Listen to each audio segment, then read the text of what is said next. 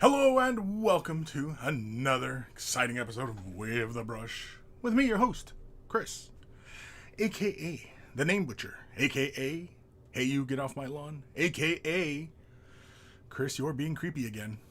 Wave the Brush, the most informative 120 minutes on the internet on the wargaming lifestyle. We'll talk about painting, terrain, conversions, and just about everything under the sun, meaning no topics are barred. We'll talk about anything and everything. So, first time viewers, be warned. If you want to keep the conversation painting and hobby related and wargaming and all that fun stuff, be sure to ask your questions in the chat, whichever direction it might be in for you. And of course, if you are not watching this live, you can still submit questions to Kris at wayofthebrush.com. It is in the description below, as well as a link to wayofthebrush.com. Central hub of all this silliness has links to all the social medias, as well as Discord. Join us on Discord, it's a lot of fun. We only have one rule in the Discord. Don't be a dick. That's it. It's the only rule. Otherwise, feel free to talk and share. And, we have many channels for many topics. And we even recently added a channel for food. Yes, I can't believe that. But we had to add a channel for food because the conversations were rolling towards what people were cooking so much that I had to make a channel for it because, conversation, the food conversation was just flowing into other channels. And I was like, well, what the heck? So economize, man. Trying to be efficient. We're always trying to look for that greater amount of efficiency. And so that's where I am at. Where was I in this? Oh, yeah. Also in the description below is, Way the Brush, Central Hub, Discord. I've completely lost all my spiel here. You'll also find a link at waythebrush.com for t-shirts. Want to get yourself a t-shirt? Look like a connoisseur of all that is good and holy in this world? They're wearing a Way the Brush t-shirt. And if you purchase yourself a shirt, send a picture of yourself in your shirt. I will add it to the Monkey Shrine, which is also at waythebrush.com, because it's nice to put a name to the face and a face to the name. You also find a link for Patreon. Huge thank you to all my patrons and new patrons. Without your support, this channel would not be able to continue to do what it is that I do. And so a huge thank you to everybody who supports through Patreon. If you're not able to support through money, i.e. monetization or whatever's, thumbing up the video, liking, following, subscribing, commenting, and ringing the bell and, all that, interactions with the videos helps a great deal as well. And all it takes is a couple clicks of a button and you're helping me out a great deal. So maybe you might consider doing that as well. In fact, go ahead, do that right now. Just hit the thumbs up. Go ahead. I'm watching all of you right now. Hit the thumbs up. Go ahead. I'll wait. My heat's running, and this hat is really, really warm. I took it off when I took the pictures, and then I put it back on, and I said, oh, it's all sweaty. So, yeah. Does Santa sweat in his cap? I don't know, but Kris sure does. Big thank you to Carl Geimer for Beer and Blood Bowl. That's his YouTube channel. Check it out. If you love yourself some beer, you love yourself some Blood Bowl, Beer and Blood Bowl is where it's at. We always take time to thank Carl, even though he is no longer with us, for taking the time out of his busy day to create the email jingles that play before the email segments of the show. And so always much love to Carl. And of course, speaking of love, much love to my baby brother Evan for creating the intro, outro music that plays at the begin and end of the show. And so always much love to my baby bro Evan. If you're into rare comics, EB Comics, it's in the description below. Rare comics. He made a post. He was doing, I think he had Thor's up for sale or something like that. Some Spider-Man. I don't know. It was Rare Comics, apparently. I don't know. He was posting comics, and I was just, oh, cool, comics. Good for him. Anyway. Who's joining us today? I can see Ebb and Flow. Sup, everybody? Sup? Nathaniel, Merry Christmas, Kris, and fellow Monkeye. Monkeyes, indeed. Lord Krabby, sup, party people? Brushing my room. Brushing your room.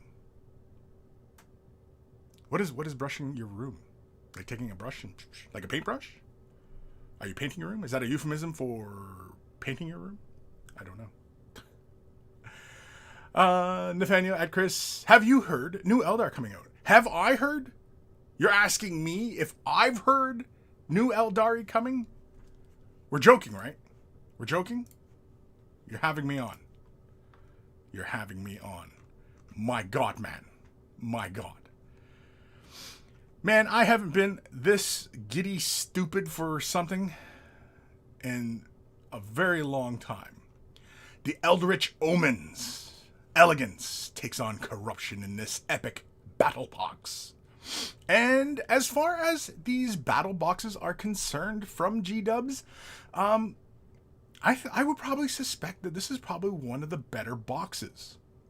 Now, not just because I'm, a fan of Eldar. There's not a little biases there. Because it's all 3 new units for Eldar, right? The Autarch is new, the Rangers are new, and those bikes are new. But for the Chaos, a new character, new, chosen models, but the big monster duder, I'm pretty sure he's an old release. But yeah, I'm excited. I'm excited. Oh, where am I at here? We'll click this link, right? Is this the link we want? It's got the pretty pictures. Want all the pretty pictures. Now, I was talking back and forth on the Discord. That piece of chaos terrain, those rings in the background, is that a conversion? Or is that a new terrain piece coming out? I'm leaning toward it is a new piece of terrain, but it could very well be a conversion.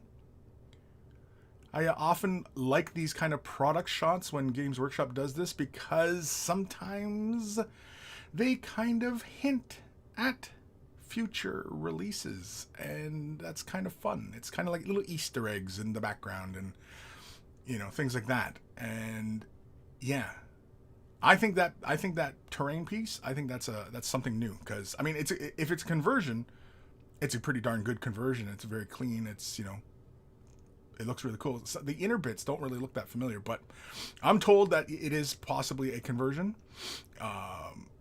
We'll find out sooner or later, I guess. But yeah, new Autarch, lots of options. I like it. I know there's a lot of people who don't really care for that pose, but you know what? Too bad. New Autarch, I'm happy. Rangers, new Rangers. I love all these new Rangers. I definitely will be getting a box or 2 of these guys. I have the old Rangers, and I pretty much have them painted up in a very similar fashion, being that my craft world is Samhan. But I just dig, I like that little piece of gear that one in the upper left has. I like that little thing. I don't know what it is. I have no idea what it does. Doesn't matter. Looks cool. It's Eldar with techno gear. You don't really see Eldar with techno gear, like their Eldar gear, right? You don't really see that on a lot of miniatures, and I kind of like that. It has a bit of that Tau-like vibe where, they're playing with their doodads, in the midst of a battle. And you often don't see that with Eldar, like them playing with, techno bits. And I like that. I have no idea what that does. Doesn't even matter. I think it's cool as shit. It's cool as shit.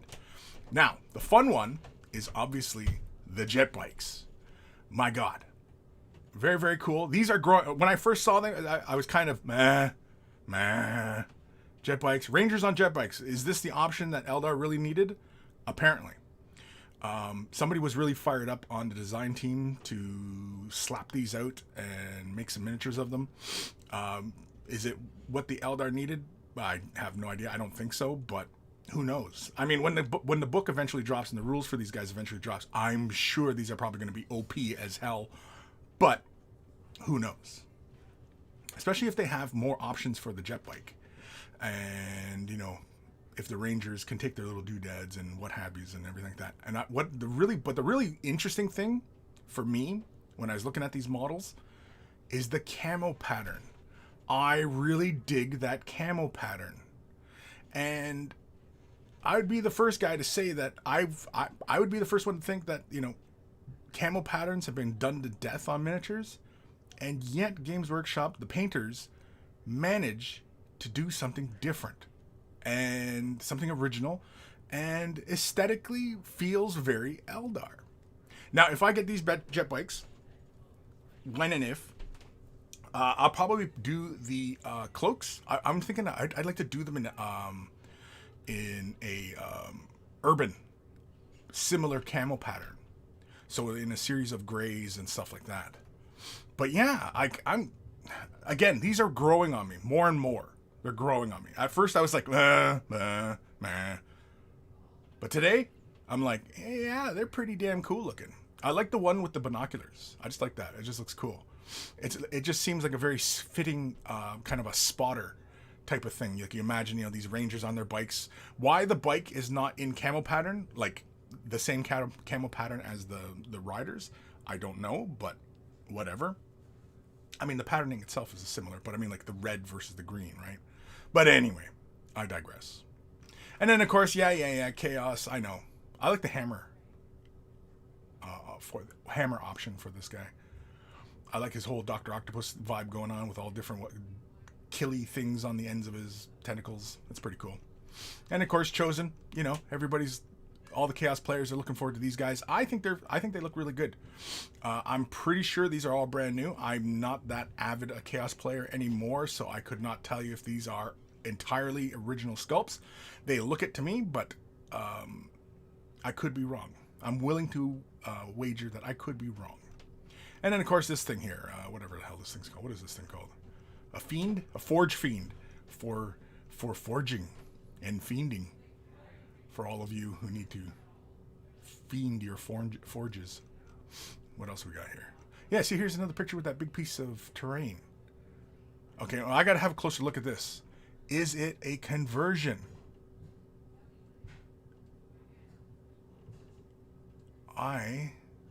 Because it's that center bit that's kind of messing with me. Because, yeah, the outer ring looks like that outer ring thing, but from like the terrain, I can't remember what the hell that gate's called, but you know which one I'm talking about, damn it. But yeah, I kind of hope it is a new piece of terrain. Because I remember like a while back, people were talking that 40k armies were going to get, like terrain, kind of like an Age of Sigmar, where you have like terrain pieces that confer benefits. And in 40k, they kind of do that, right? Like bastions,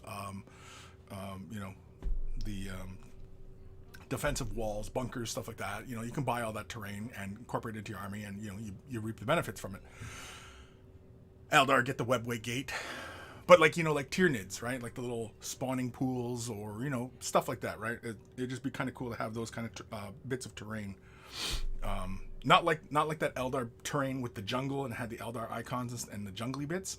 I didn't really care for that piece. I never picked it up. I don't know. It just felt kind of clunky to me. It just didn't feel. I don't know, Eldar. It didn't feel Eldar enough for me, and so I was, I didn't care. I didn't go in for it. Comments. Mad Maxim 81. Merry Christmas, oh mighty Lord of Monkeys. Are you looking forward to the new Eldari Rangers? The Rangers? Yes. The Rangers on bikes? If you asked me first thing yesterday, I would have said, But today, yes, I am looking forward to it. Yesterday, not so much. Today, a little bit more. They're growing on me. Every time I look at them, they do grow on me.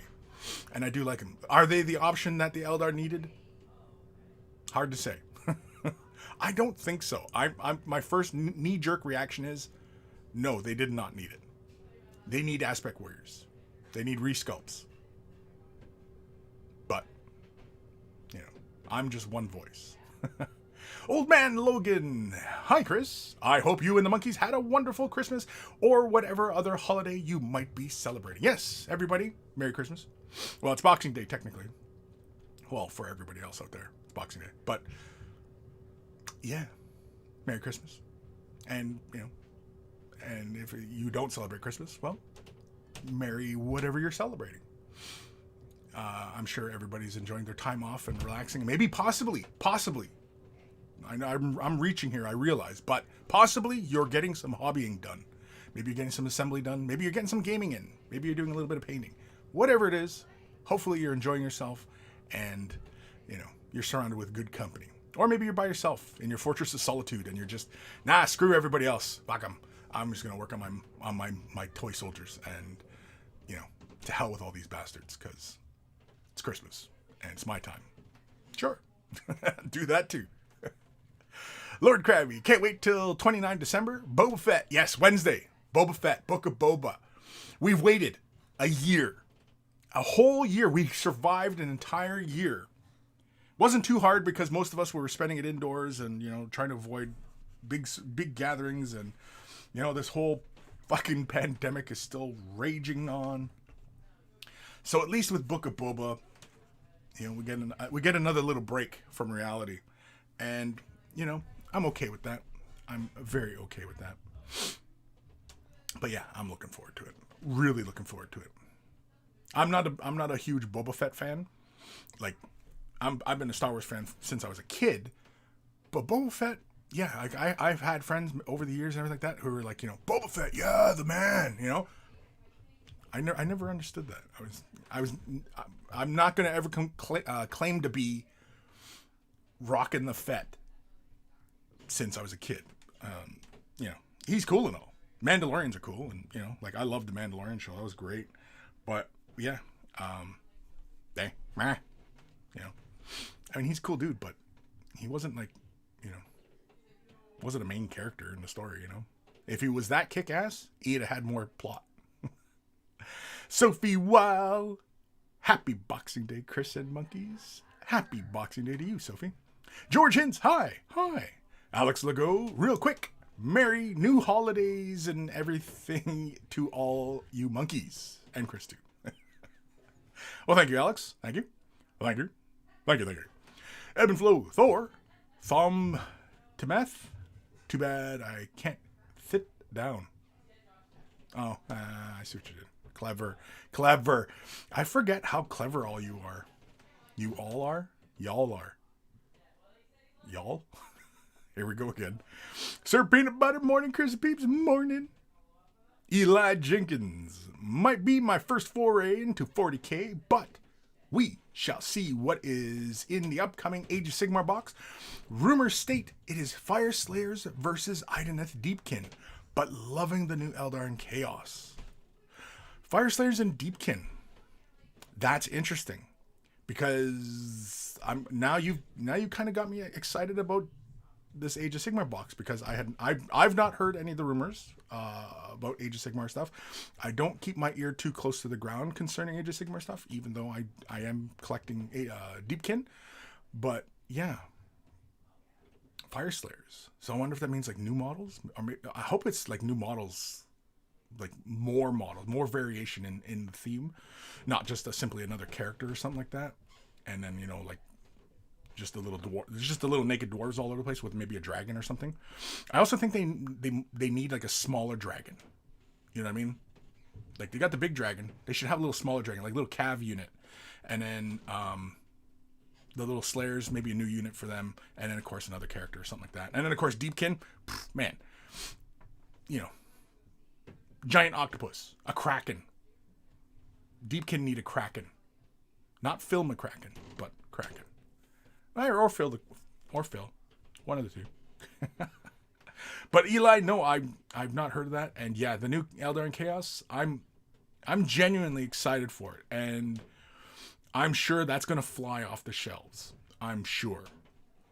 Hopefully, G-Dubs goes about it in the way they've been doing a lot of their recent releases, where basically it's kind of you whatever you order, they're gonna make for you, right, and get it to you. Hopefully they do that, and they just don't go, yeah, we made 5,000 units of it. When it sells, it sells. If you don't get it, too bad. Hopefully they can accommodate as many people as they can. I hope. Nathaniel Ranger maybe carries a sensor dome if Eldar have these. Yeah, I don't know. Again, it's just a fun little piece of gear that to see on a miniature, because you don't see that with the Eldar very often, that they have, techno bits, right? It's oftentimes with the Eldar, they got a gun, they got their gemstones, some runes, and off the battle they go, right? Even a Farseer or Warlock, all they have is like a helmet. That's the only armor they're wearing, other than like their big rune, invulnerable save thingy mabobber, right? So yeah, it's kind of nice to see some technology there, because they obviously have a technology, because they got falcons and wave serpents and vipers and artillery, and like they have technology. And so it'd be kind of cool if we got more of that kind of detail in some of the sculpts, especially some of the troop sculpts. Like Guardians feel like a good place for it. Dire Avengers, not so much. Any of the aspect wearers, not so much. But yeah, I don't know. It's just a fun little thing. I mean, maybe aspect warriors, right? Aspect warrior with some techno doodad that maybe striking scorpions, and he has like like this little orb that he carries that has like Eldar doodads coming out of it, and it's for helping them hide. right? It's like a cloaking field, and they can stay in the shadows and they strike, and you know what I mean? Like, make up whatever nonsense you want with it, but why not, right? You know, just fun little details like that. Legion, I like the bikes. They tie in great with the Harlequin jet bikes and offer a lot of conversion potential. Yes, I agree. And yeah, I had not considered that they tie in with the Harlequins, even though that, yeah, they are very Harlequin-like in the fact that it's a bike with 2 people on it. I get that. And yeah, I don't know. It's interesting. It's just interesting. And yeah. And conversions, yeah. I mean, like, you know. Now, hopefully, here's the part that I'm hoping for. These aren't like the Outrider bikes from Indominus, where it's like 2 halves of a bike and his legs are on both halves, and you know his arm is a part of the exhaust, and you know what I mean, like that kind of crap. I hope it's not that kind of crap. I hope the rider is a complete figure unto itself, and the bike is a complete vehicle unto itself, and you just simply glue them into place. I hope that's the case. I don't like when they do these parts merging into other parts, and you know, you can't do it. Basically, it makes it harder to do it in sub-assemblies, and you know, I mean, it's not impossible. It just makes it harder, you know. And do we really want to make things harder for people to, you know, happily paint their miniatures? I don't think so. The hell's that comment? Is that a website somebody's trying to post? I don't know. I've seen it twice now. Is somebody spamming the channel? That's a different name. Are there bots in the lobby now? Am I getting bots? Nathaniel, wonder how the avatar of Cain will look like if newly sculpted. Oh man, an avatar of Cain. Yeah, new avatar, plastic avatar. Exciting. A new avatar would be freaking fantastic. Especially if it was like the Sylvaneth Tree Lord Duder, something like that. Like, because when I picture a plastic avatar, that's the kind of thing I'm thinking of, is something of that stature. You know, whether or not it has a lot of posability. I am sweating balls in this thing. I'm taking this off. The festive spirit's over anyway. We're done. We're done with the festivities. This hat is soaked. Nothing worse than wet fur. Anyway, or not quite as sexy. Anyway, yeah, I'm sweating balls here, so I got to take that off. Oof. Plus, my heating vent is like right above me, so it just blares down heat at me. I'm kind of surprised that the screen doesn't do like the heat shimmer kind of thing when that heat's on, and you could see like everything kind of distorted in the background. I'm just cooking my office. Anyway. Reese Taylor. All right, Kris, have you seen The Witcher? I watched the first season. I have not started the second season yet. I've been watching other shows.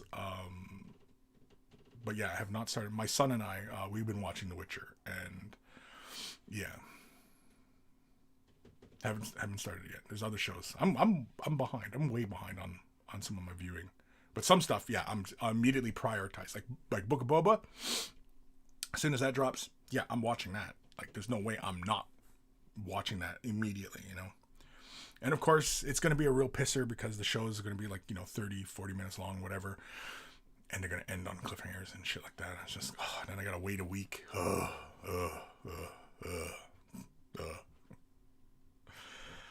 Reese Taylor. All right, Kris, have you seen the... Oh, no, I already read that one. Mad Maxim 81, episode 367. Merry Christmas and rockin' the Fett. Rockin' the Fett, yeah. I've honestly, like, yeah, I'll be honest. I'm being honest here. I was really never really on the Boba Fett bandwagon. And he's a cool character now, but he's just a background character as far as the movies are concerned. Now, this new show, yeah, totally looking forward to it. It's going to be fun, I think. And I'm also, I'm hopeful for it as well because it is done by a director, which I'm a fan of his previous efforts. So, he's got a really great aesthetic for action. And so I'm hoping that this is just an action show. This is just a big beat 'em up. I'm okay with that. If Boba Fett is just a big beat 'em up show, I'm fine with that. If it's just Boba Fett going around, kicking people's asses, and it's a bunch of bounty hunters running around, all trying to take each other out and shit like that. Yeah, I'm all for it. I'm there. I'm with it. Well, I'm not with it. I used to be with it. Then they changed what it was. Lord Krabby, the story looks amazing, like No Way Home. I saw No Way Home. Or not No Way Home. Or no. What was the latest movie? Spider-Man? Spoderman? They should have had Spoderman. In the multiverse, they should have had Spoderman. Just this malformed Spider-Man coming out. I am Spoderman. Anyway. What was Lord Krabby saying? Oh, the story looks amazing, like No Way Home, plus stories. Same, never rocked the Fett either, but in Mandalorian, he was badass, so this time, he's a crime lord. Makes sense. It's technically Star Wars. Yeah, right. You're exactly right. It technically is Star Wars. It is technically Star Wars. Lord Krabby, dark, which is a huge plus. I don't know about tone and darkness, but yeah. Does it have to be dark? I don't know, but it's interesting. I'm interested. I'm in. I mean, like, right from the hint at the end of the last season of Mandalorian, especially the way the Mandalorian ends, like, where do you go? Like, what's going to happen next for Mandalorian? Like, what's going to happen with Grogu and Luke? And spoiler. And, what's going to happen to Mando and, with Bo-Katan? You know what I mean? Because I get the feeling that in the third season of Mandalorian, I think Bo-Katan is going to become our antagonist. And, yeah. So, I don't know. It's interesting. We'll see how it plays out. It's a bold strategy, Cotton. We'll see how it plays out. Sophie Wilde, episode 367, drooling over Rangers. I don't know about drooling. I'm definitely, I don't know about drooling, because I often don't use Rangers, but I do like these new sculpts. I like the Rangers on bikes. Was it the unit we needed? I don't know, but I'm sure in the Codex they're probably going to be really OP. They're growing on me fast. They're quickly growing on me. But when I first saw them, I was like, and yeah. The Autarch, 100% yes. I'm drooling over the Autarch. The Autarch is very, very cool. The only problem I have, it's a bit of a problem. Will it be able to be magnetized?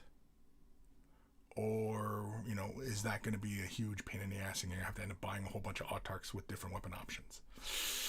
Don't know, right? We'll find out once the model becomes available. Any speculation on when the box will become available? I would assume it doesn't become available until probably spring, right? Like, we're months away from that box. I mean, if we're getting all the teasers now, I'm sure all the teasers and stuff like that, and the hype and everything, I'm sure that is so that they can go into the next quarter, with a nice healthy, balance. But yeah. Evan Belleau, I managed to secure the Fett figure as a kid with the UPC code promo. Fett for life. Oh, really? That's cool. Yeah, that's a rarity. That's like, it's not quite a unicorn, but it's a rarity. That's really cool. Do you still have them? I would assume that's a prized possession. That's a family heirloom now. Old Man Logan, episode 367. All I wanted for Christmas was new Eldar. Yeah. Well, it's not all new Eldar. Well, in the box it's new Eldar, but I mean, like, I want all the Eldar. I want all my Eldar. God damn it, Games Workshop, just give me all my Eldar, for God's sakes. Quit teasing. Okay? Enough with the foreplay. Just hammer me. Hammer me. Like I'm a little bitch with new Eldar. Everybody's like, ooh, it's getting weird.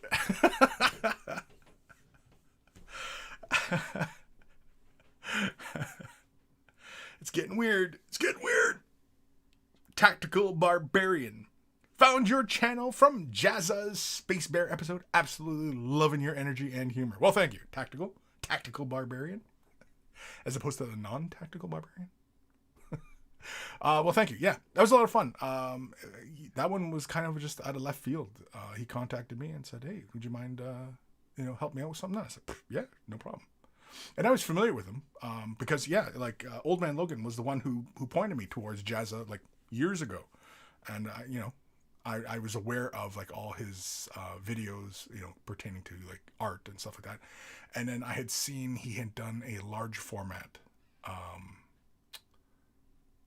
Space Marine that he'd done on a 3D printer, and he did it himself. And I thought that was really good.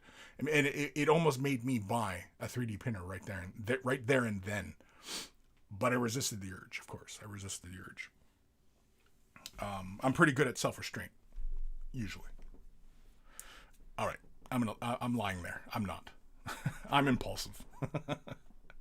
Impulsive? Impetuous? Do those mean the same thing? Impultuous? Impultuous. Yeah, I'm impultuous. There, fuck it. I made it. Made a new word. Impultuous. You can use that, by the way. I'm impultuous. Sophie, what? Are you kidding, Kris? You'll buy them all, build and paint and love them. I will. Yes, I will. All the Eldar? Yeah, I'll get them all. And there's still more. I mean, I've been collecting Eldar for years, and I had like a lot of the older stuff, and I at one point in my thinking I was like, yeah, like I really like I used to have a whole bunch of the Wraith Lords and the Pewter Wraith Guard and a lot of my Aspect Warriors and stuff like that. I had them all, and then I got rid of them. Oh, I think around the time though, I think I got rid of them because I was it was helping me fund other projects, because I was doing Tyranids and I was doing Tau back when Tau came out in 3rd edition, and I had sold off a lot of my older Eldar models. But I also had Altiok Eldar back in Rogue Trader. I collected Altiok. I had Blood Angels and Altiok, and then starting Orcs and Chaos, and then of course Chaos was predominantly through second edition. A little bit of Eldar, but it was mostly Chaos. Right into 3rd, and then Tau came out, and I was like, wow, Tau, really cool. And I got into Tau, and then the new Tyranid models came out, and I was like, wow, new Tyranid models are really freaking cool. And, so yeah. When I was a younger fella, I was more of that. I fell prey to the shiny model syndrome, and it's, ooh yeah, I'll get that. Ooh yeah, I'll get that. And yeah, I was also a younger man, and not that I really had the disposable income for it, but yeah, because started a family when I was a young man, so resources go there first, right? But yeah, anyway. Nathaniel, magnetizing could be done with small enough magnets. Yeah, there are small magnets. I know that you can even do like really, really tiny little points to magnetize together. But like, for example, if a hand is keyed a specific way, that makes it a problem to magnetize. Or if the hand works with a particular bit and not with another way, because you're supposed to use a different arm, then where do you magnetize? You magnetize at the arm, you magnetize at the wrist. You know what I mean? Like, we'll know once we have our hands on the model. We'll know if it can be magnetized or not.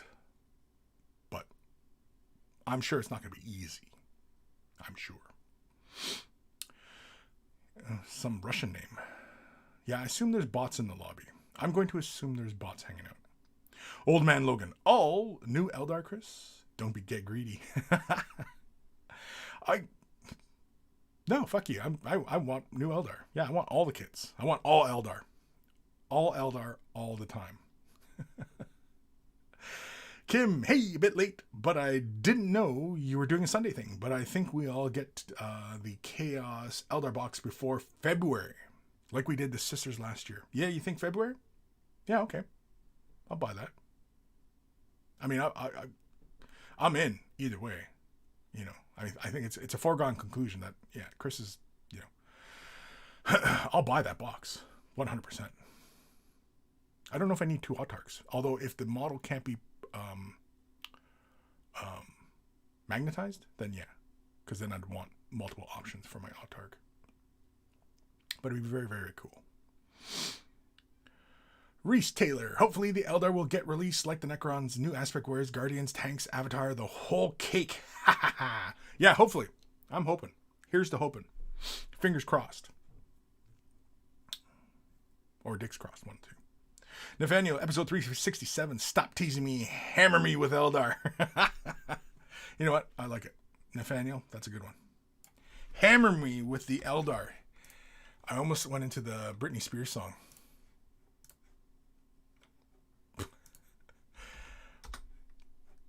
Hit me one more time, or no? Oh, fuck. I never really listened to Britney Spears, so I can't really quite quote it, but anyway. God damn it. You all know what I'm talking about. All right. We changed the title. You win, Nathaniel. You win. You win. Nathaniel. Yeah, Jazza's Space Bear bust is rad. Yes. Oh, yeah. No, it's a lot of fun. Yeah. Kim, thinking GW is doing a re-release of Eldar now, just they done with the Sisters and Necrons. Well, they just did that. Was it made to order? I don't know who was asking for this. I'm not shitting on it, but who was asking for this? Who was like, God, I really wish I had, the classic Space Marines and the classic Dark Eldar. I really need that. I don't know who was saying that. Like, whose collections were incomplete without this extra backup.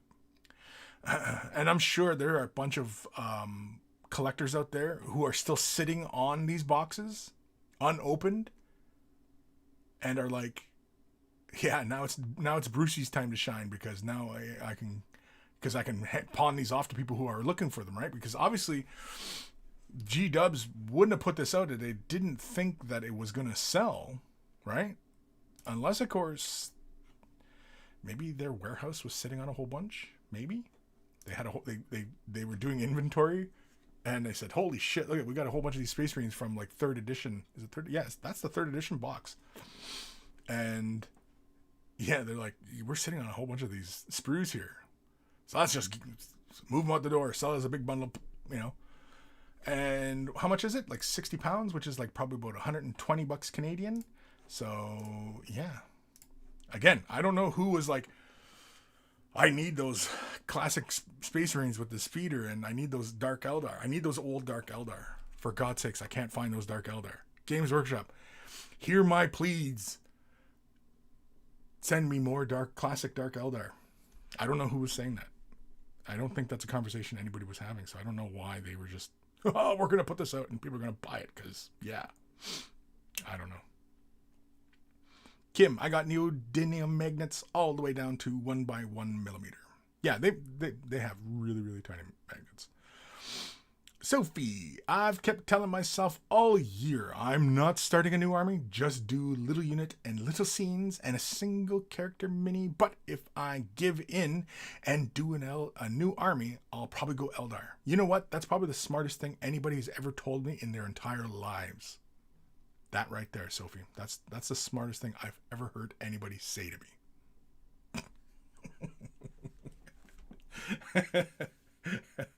I was kind of hoping Gim was, listening in today, and he would pop into chat and say, "Fuck you and your Eldar, you fucking greasy bastard." You know what I mean? Like, but yeah, no, I mean, Eldar are a lot of fun. Eldar, kind of like Space Marines. You can paint them up any which way. Colors, techniques, styles, Typically, we see Eldar in a very clean colors, but I've seen Eldar that like done weathered, and they look fantastic. You can make their armor look like it's made of metals. You can make it look like it's made of bones. You know what I mean? Like, there's all sorts of stuff you can do with Eldar, and I like that Eldar, lore-wise and model-wise, for the most part, you get both male and female sculpts. And I like that as well, And of course, Eldar, as long as the design team stays true to Jess Goodwin's original concepts, I would I would like to know. I don't know. Maybe some of you might know because maybe the question has been asked of him in the past. What was the inspiration for the design aesthetic of Eldar way back when? Because the designs that he created back in Rogue Trader still hold today. And they've tried to revise the Eldar line going different directions. And they've looked like shit. Now, maybe it was execution. Maybe. But they deviated from the original look.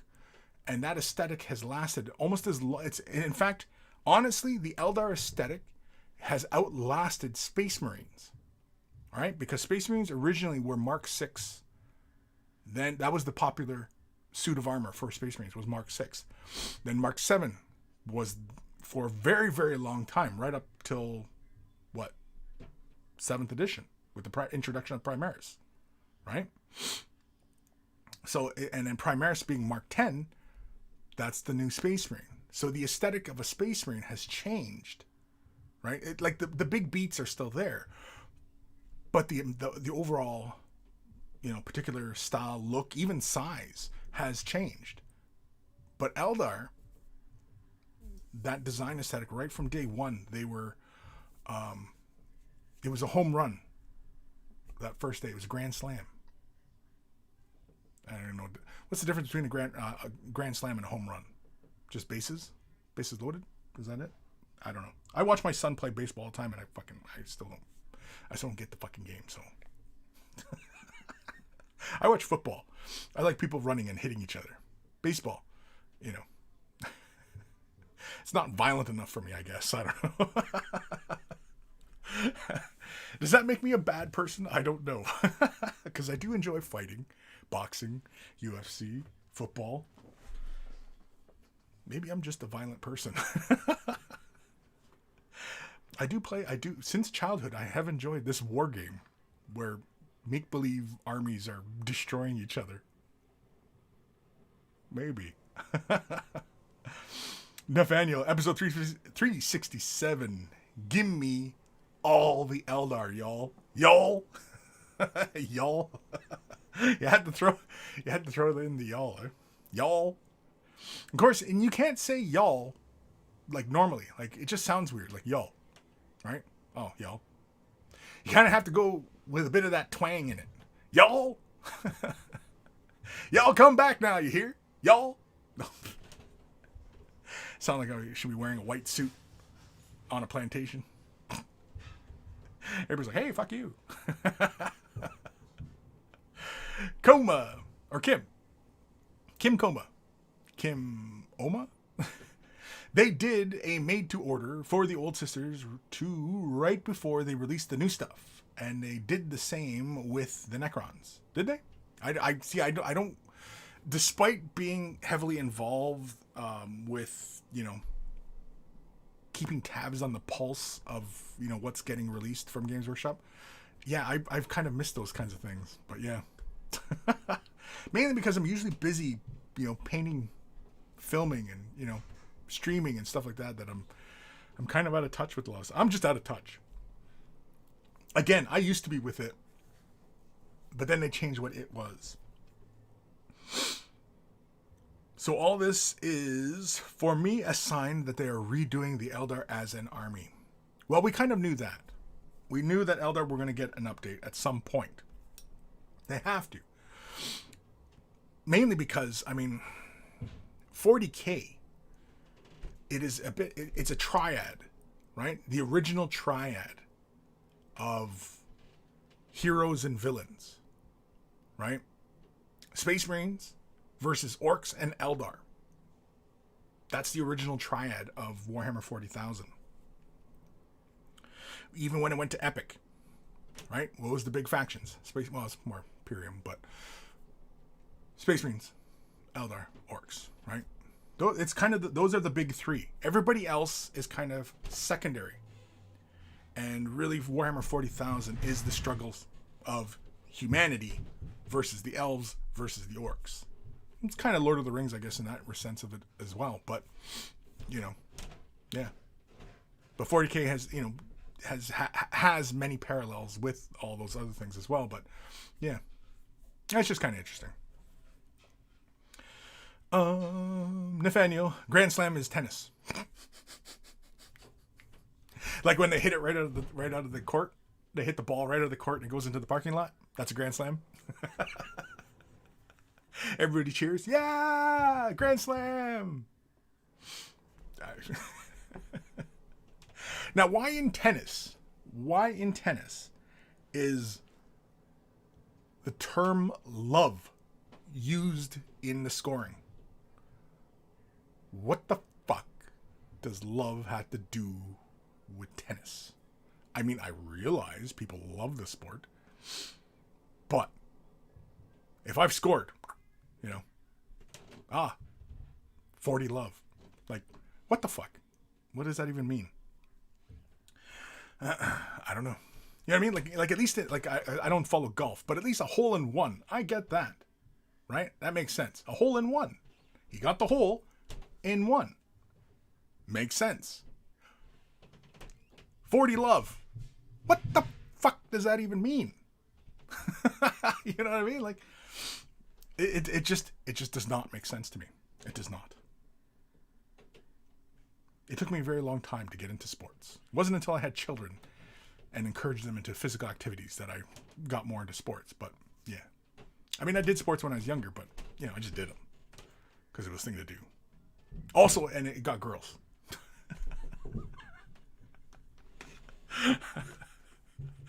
Oh yeah, we can't forget. Yeah.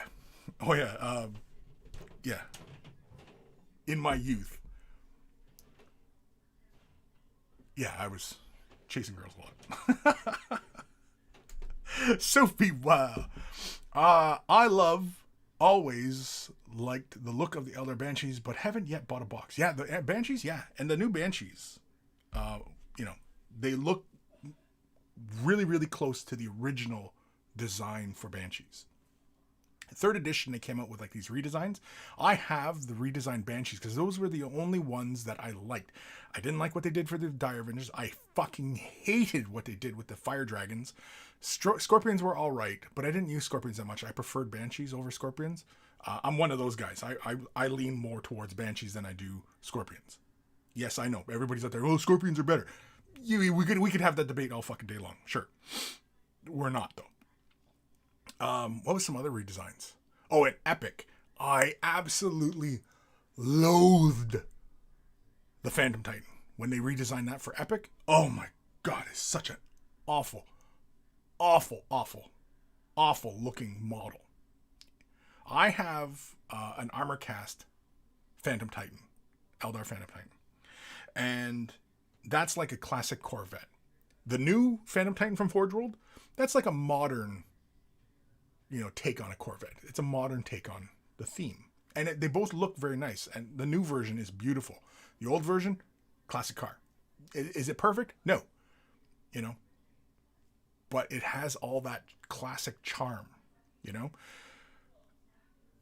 And at some point, somebody said, no, let's redesign that beautiful, beautiful design. Okay, well, how are you going to make it more beautiful? I'm going to put a bunch of lattice work all over the surface. Like, who the hell, who okayed that? Okay, I'm going to, just for some of you who are like Kris, what the hell are you even talking about? Eldar Phantom. I can't even spell fucking Phantom Titan. Eldar Phantom Titan Epic 40K. Let's see here. Oh man, this thing's fucking hideous. Yeah, oh god. Okay, so here we go. I know, we're getting into a rant here. Yes, I realize, people, but too bad. My show. So, classic Phantom Titan, right there on the right. Right? I have the armor cast version of that one. That one is the classic Eldar from early editions, right? It's like Rogue Trader era. Beautiful. You even see that in the artwork today, that design.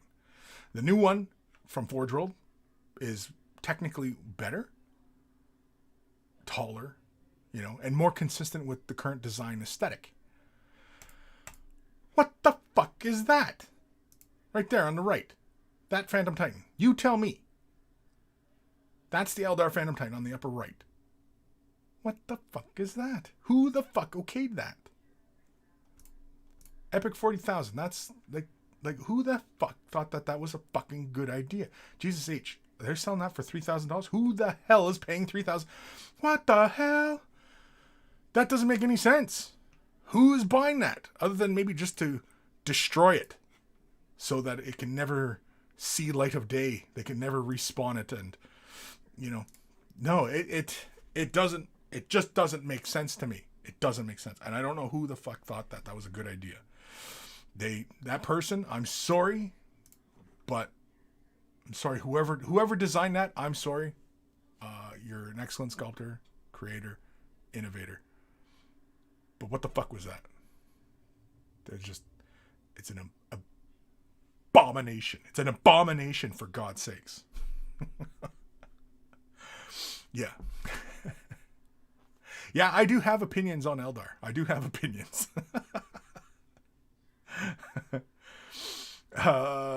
Kim, love is more a reference to pocket tennis, I think. Is it pocket tennis anything like pocket pool? I played plenty of pocket pool. Playing it right now. Oh, man. Nathaniel, it's from the French word for egg. Louve. Louve? That makes even less sense. That makes less sense now. I'm more confused. Are you just doing that to me, Nathaniel? Are you just doing that? Are you trying to confuse me? Are you trying to rack what little information is in my brain? I don't get it. I'm confused.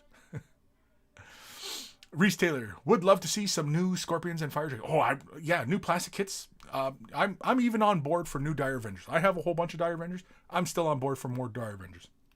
Because Dire Avengers are kind of kick-ass. And apparently, the rumors are flying around that they're going to go move to Elite.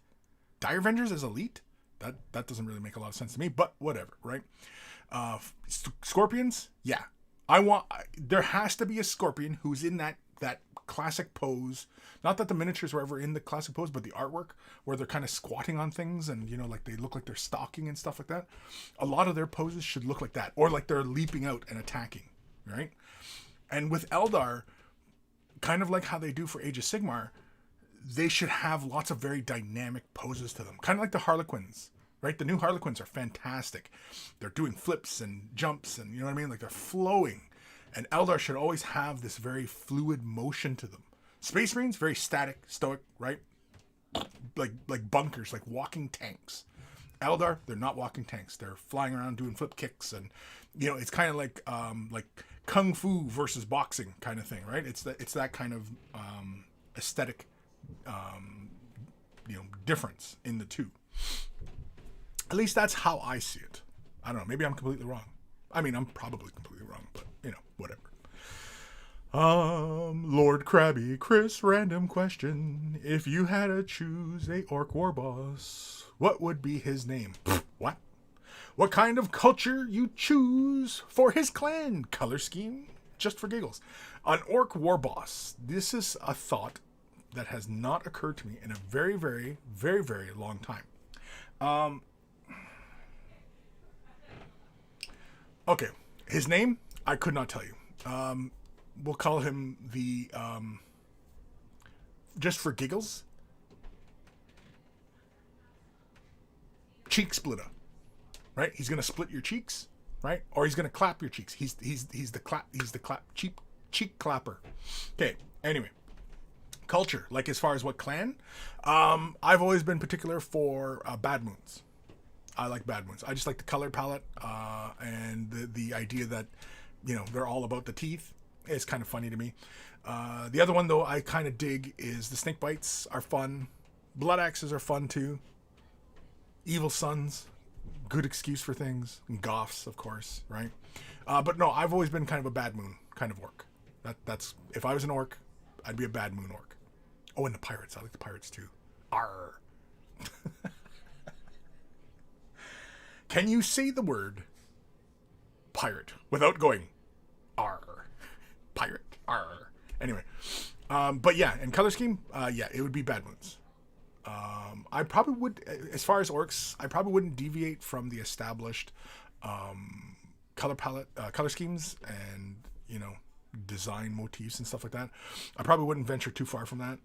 Making up my own thing, I'm not that into orcs that I would do such a thing. So yeah. When I was doing my orcs, when I was collecting orcs for a little while in second edition, I think mine were all like blood axes and bad wounds, because I like the blood axe commandos, just because they're a lot of fun, and yeah, all my orc artillery was hilarious back then. I think even my shock attack gun. I think I should try and find my old shock attack gun, because I'm pretty sure I did that in Bad Moon's colors. So, yeah. Bad Moons. Bad Moons is my orc clan. And as far as orc names, man. I used to have the orc source book. Was it Irigo? There was 2 books for orcs. Irigo and the other one. One was just a source book, though. It was smaller. It wasn't as big as the other book. The other book had, lists and rules and stuff in it. And the other one was just, on orc culture and, all the stuff of orcs. But, yeah. Yeah. But anyway. Jabba's Love Nut. So you chase girls like Benny Hill? Yeah, I watched a lot of Benny Hill when I was younger, which I probably shouldn't have. Young guy watching Benny Hill. Why was a young guy watching Benny Hill? Any of the guys out there? Why would you watch Benny Hill? That's why I was watching it.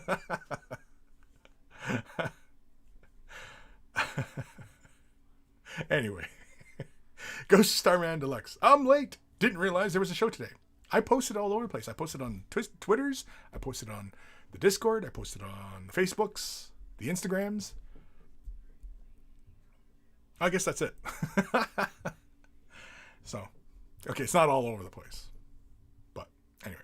Oh, I didn't post it on the YouTubes. Shit. Oh well. Sophie, the Titan you made up is a lot better. The Titan I made up. Well, I have the classic armor cast Phantom Titan.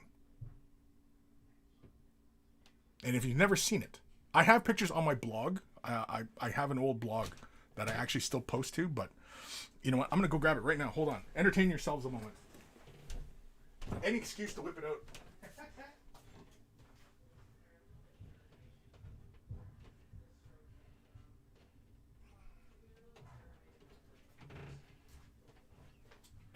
And, of course, in true Kris fashion... Oh, shit, I just hit the frickin' ceiling with this thing. Damn it. Anyway. Oh, shit, I hit my mic stand now. Damn it. Anyway, in true Kris fashion, this thing is not fully painted. Believe it or not. But anyway, yeah, this is my Phantom Titan. This is my... I actually added the armor bits because I liked how it looked on the newer Phantom Titans, and how the Wraith Lords and Wraith Guard, they all have this armor aesthetic on their crotches, and so I like that. Oh, and I also converted out, there's an old, it used to look like a multi-melta on the shoulder, and so, it's cobwebs, and so I put the fire prism there. But yeah, this is my Phantom Titan. Yeah, and I also have mounted to a base, just because, he's not heavy enough. This thing is 15 pounds, 10 pounds, something like that. Yeah, he's not fully painted though. He's barely glued. I think only his feet to his ankles are glued. Everything else is not glued, because this thing's held together with bolts. Like here, if I take off the shoulder pad, you can see there's a bolt holding his arm in place in there. But yeah, that's it. He's just gravity keeps him together. Ooh, yeah, he's so pretty. Look at this thing, man. This is fucking Phantom Titan, man. Pew, pew, pew. Pew, pew, pew. He's dusty as well. See, he's got a nice layer of dust on him. It's been a while since he's seen battle, actually, so. Anyway. Oh, shit. Oh, he's fucking broken. I'm just kidding. He's not broken.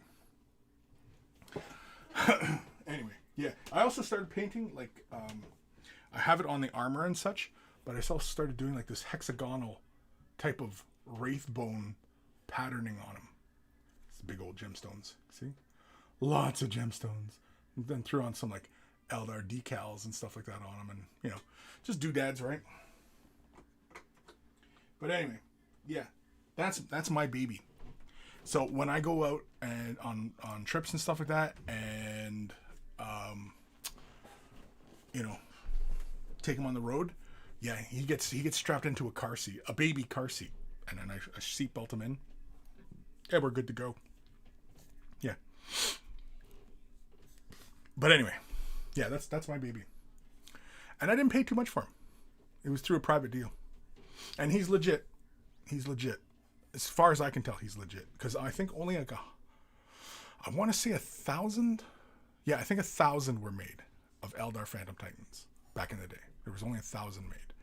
The Reaver Titans, I want to say it was like 1,000 plus. And some of the smaller ones, there was more of those because they were smaller. But the big ones, and then of course like the big Orc Gargant from Armor Cast, I think there was only like 100 of those made. So those are rare. Those are the rarest Armor Cast Titans that you can find out there. They're rare, really rare. I've only ever seen, I think, 1 or 2 in person. There was a game store in Memphis that I used to frequent. I can't remember what the fucking place is called, but anyway, yeah, they used to have an Armor Cast Gargant there, all painted up and everything like that. It's a fantastic looking figure. Classics, man, classics. I like classics. Anyway, where the hell am I? Nathaniel, someone paying $3,000 to destroy a mini. I want this person's bank account. Yeah, I'm sure there's plenty of crazy nutballs out there doing it. Goes to Starman Deluxe. As sure many of the other monkeys did, I got given a fresh heap of plastic crack yesterday.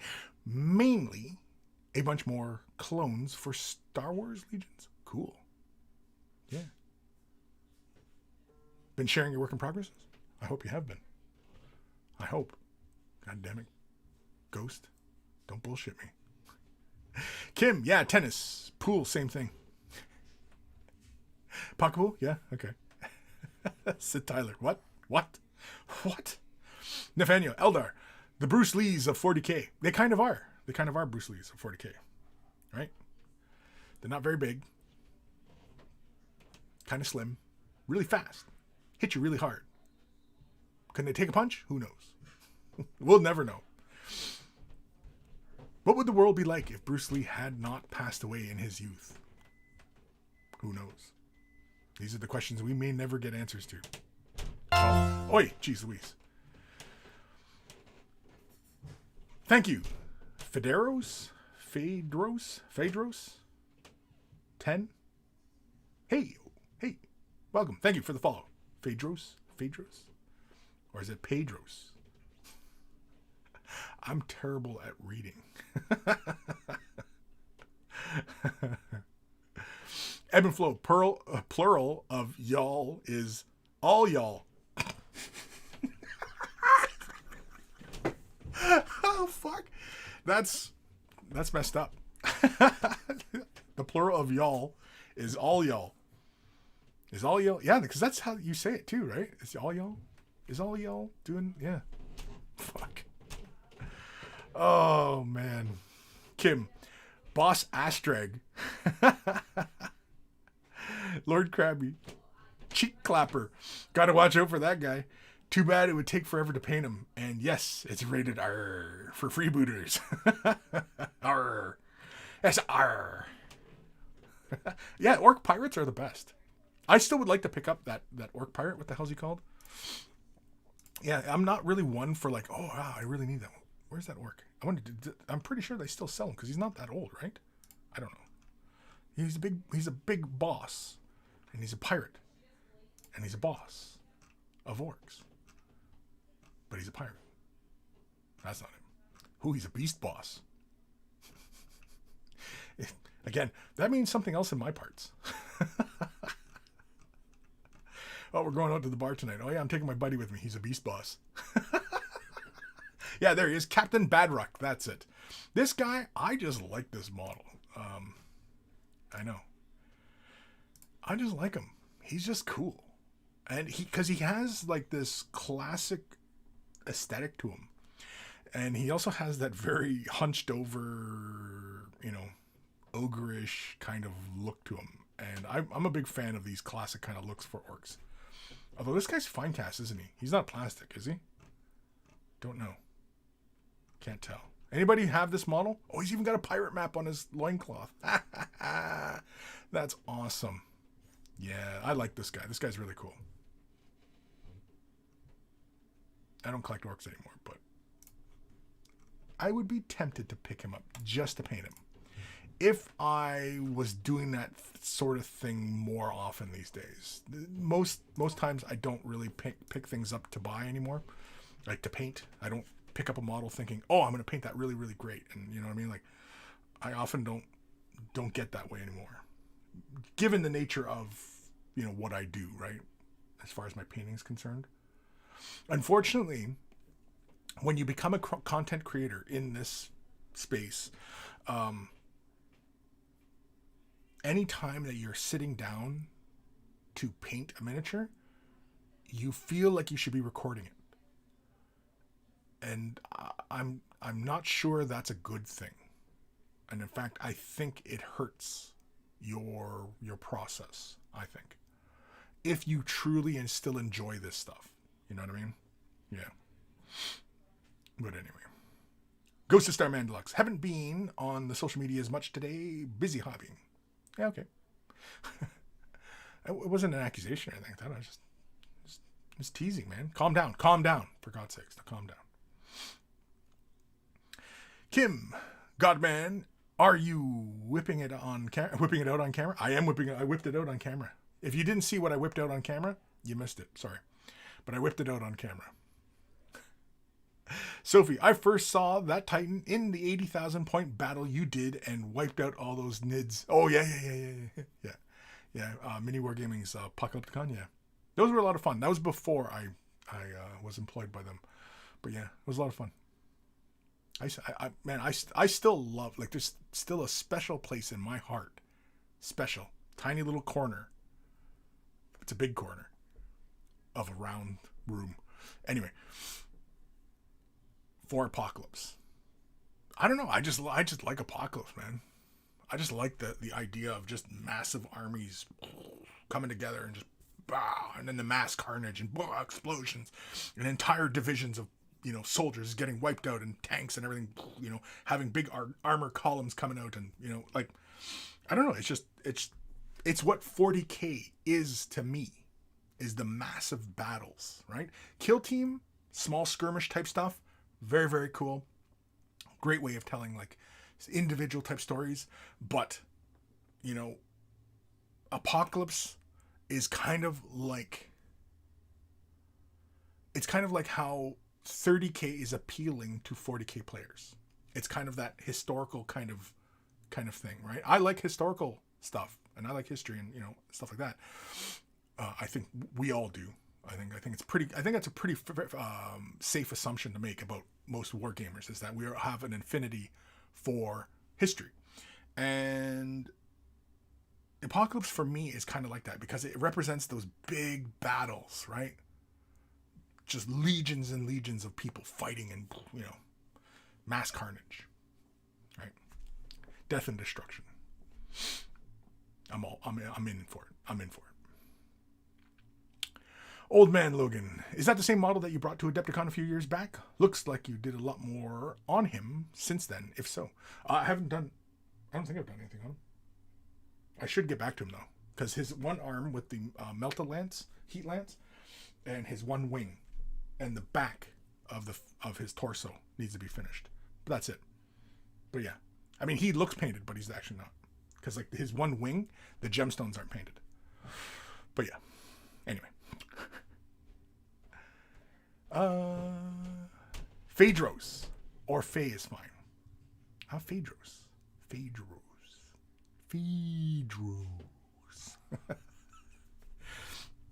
I should turn my fan on and say it into the fan. Phaedros. Ghost of Starman Deluxe. Captain Badrug? Yeah, Captain Badrug. Yeah, that's it. Reese Taylor. No miniatures for Christmas, but got a lovely bottle of Japanese whiskey called Hibiki. Sounds fun. I'm not familiar with that. I'm not that familiar with a lot of Japanese like alcohols other than sake, but like, you know, different brands of sake as opposed to each other and stuff like that. Even the different kinds of sake. Yeah, I'm a complete novice. I just like hammering back sake while I'm munching back on some sushimi. Sushimi. Lord Krabby, he's plastic. I used to have him. Oh, he is plastic? Really?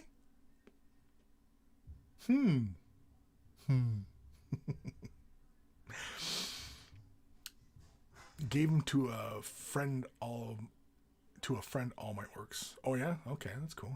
Wow. Lord Krabby, yeah, maybe make it a hobby. It's hard because it becomes a job. However, you used to stream while painting with the monkeys. Maybe that's a good way to turn it off. However, you used to stream while painting with the monkeys. Yeah, I still do that though, dude. I don't know. Haven't you been watching the Getting Projects Done? I guess you haven't been tuning in for those, because yeah, that's just me working on shit with you guys. So that's kind of the middle ground for me anyway. To kind of just enjoy my time assembling and painting and, you know, working on stuff, is doing Getting Projects Done, where it's, you know, it's just me turning on the camera, just working on my shit, having a conversation with you guys, you know, which is great, you know. And it is kind of that when I used to get together with my friends and we'd sit around the table, we'd all have, you know, our paints, our models, working away, sitting around, joking, laughing, talking about this and that, anything and everything. And yeah, so yeah, that's kind of what like Getting Projects Done is like for me. It's kind of like when I used to sit together with friends, and, you know, and so yeah, like some of you that have been joining me on Discord while I do that, you know, huge thank you to you guys for, you know, taking time out of your busy days and, you know, sitting in, just, you know, get some hobbying done, you know. That's it. That's all it is, man. Just enjoying ourselves. Go Starman Deluxe. Kris whips it out, and in too quickly. It's hard to see. Yeah, that's what she said. Lord Krabby. Plus, you can just paint minis for fun and not paint in competition, but be like, yeah, 12 shots whiskey later, still better than all your stuff. Haha. Okay. Ghost Starman Deluxe. GW's site says Badruck Finecast. Oh, is he Finecast? I didn't know he's Finecast. I thought he was plastic. I don't know. Either way, I still probably would get him. If he's Finecast, though? If he's Finecast, does that mean he used to be pewter? Is there a pewter version of him out there? Or was he one that was probably slated for pewter, but then when they were making the switch over, they said, no, fuck it, we'll do him in Finecast. Maybe. I don't know. He used to be a metal model? Okay.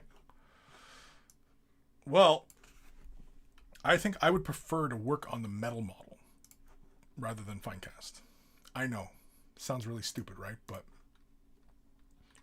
sometimes I miss working on good old pewter models. I miss the low saturation of lead in my bloodstream. Oh yeah, he is Finecast. Resin. Okay, I want pewter. Is there a pewter version? Pewter. I'm on eBay right now. Yeah, I'm shopping right now while I'm doing the show, people. Oh, man. I don't know. Doesn't say whether or not he's pewter or resin. Just says, here he is. I don't know. If anybody knows if there's still pewter versions, let me know. Send me a link. I might pick it up. I'm not saying I 100% will pick it up. I'm just saying I might. Because sometimes I get a little goofy like that. Get a little nostalgic. And, you know. I found myself listening to older albums. Stuff that I used to listen to when I used to hobby when I was a teenager. And I find that it kind of helps to rekindle that enthusiasm that I had when I was a much younger fellow. And so if you're of similar kind of thinking and you've been feeling like you have not been enjoying your hobby time, try that. Go back to the beginning of what got you into this stuff. Maybe not necessarily even got you into it, but like the kind of things you used to do when you used to hobby. And when you were it was just for the sheer love of it, for the love of the game, as it were. You know, I've been listening to like Anthrax and Metallica and, you know, Megadeth, and, you know, I listen to a lot of stuff that I used to, like the albums that I used to listen to way back then, not like newer versions of that shit, but I mean the shit I used to listen to during that time. And I find it kind of helps. It gets me back into that kind of headspace of just kind of concentrating on the moment, you know? Like I was recently listening to Ride the Lightning, Metallica. And yeah, just listening to I was just listening to it. I wasn't even hobbying. I was just listening to it. And a moment passed. And I'm sure it happens to you. A moment passed where I felt like I had that same feeling like when I was young, when I was 15. I was like, wow, what was that? And you find yourself chasing that. And I don't know if that's a good thing or a bad thing, but I'm sure it's probably neither. But yeah, and I immediately sat down and I started farting around with my stuff on my desk. And it's really kind of amazing that something like that just kind of manifested itself from just simply listening to, you know, music.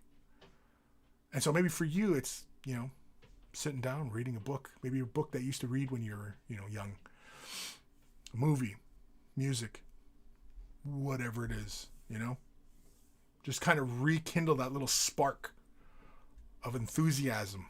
Because sometimes that's all it takes, is just the tiniest of embers to start a big fire, right? And it's that kind of thing. It's just trying to rekindle that fire.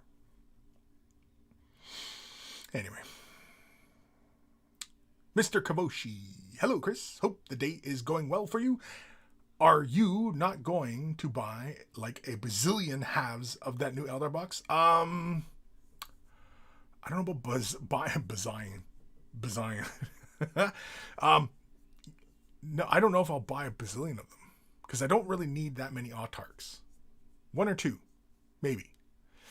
I already have the winged one, and I have one on the bike. That's one that I'd like to see get an update. Autarch on bike. Ooh, I just got goosebumps just thinking of it. The Autarch on bike. Yeah. Ooh, yeah. I was just thinking of that Christian Bale meme from American Psycho. You know, the one you see where he's doing that thing. Anyway.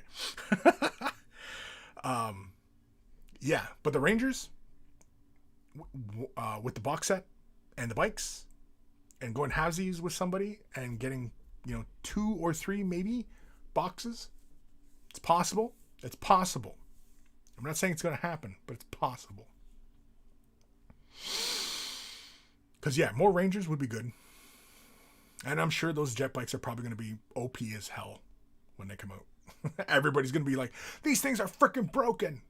It can do this and this and this in a turn, and it takes this out, and it moves over here, and you can never hit it. And, you know, I'm sure there's going to be tons of people saying that when that comes out. That'll be the cries of all the space. And it'll be mostly Space Marine players who will be saying that. And then, of course, either that unit will get nerfed, or Space Marines will get the exact same fucking thing. Mark my words. Mark my words. Prove me wrong, children. Prove me wrong. Sid Tyler. Yeah, Bad Ruckus Finecast used to be a metal model. He is, eh? Yeah, I'm going to have to do a little bit more hunting, because I'm going to see if I can find a metal version of him. I like to do a metal version.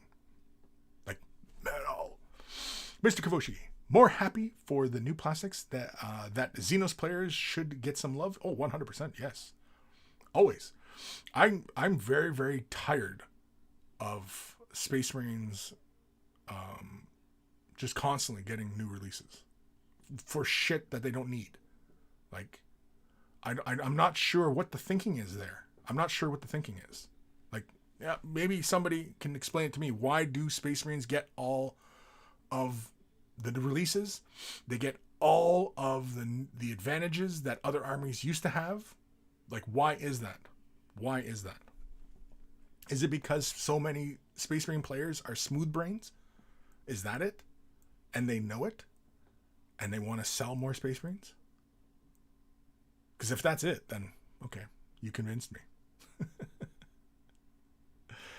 Sophie, no plastic crack for me this year. Just bath oils and scented soaps off the family. There some hobbyists I know who could do with trading Christmas gifts.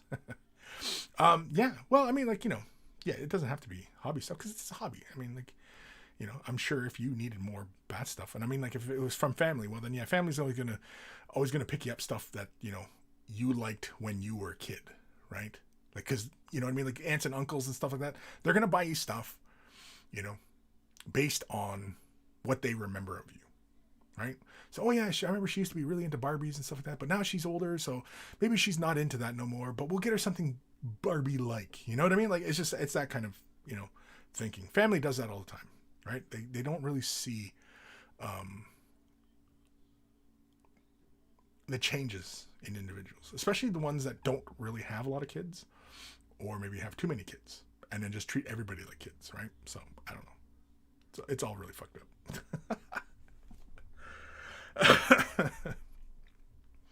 Nathaniel, okay, gotta go. See you guys in the new year. See you next year, Nathaniel. See you next year. Sophie, have a good new year, Nathaniel. Yeah, Mr. Kavoshi, did any of you guys see Vincey's V's hobby cheating video?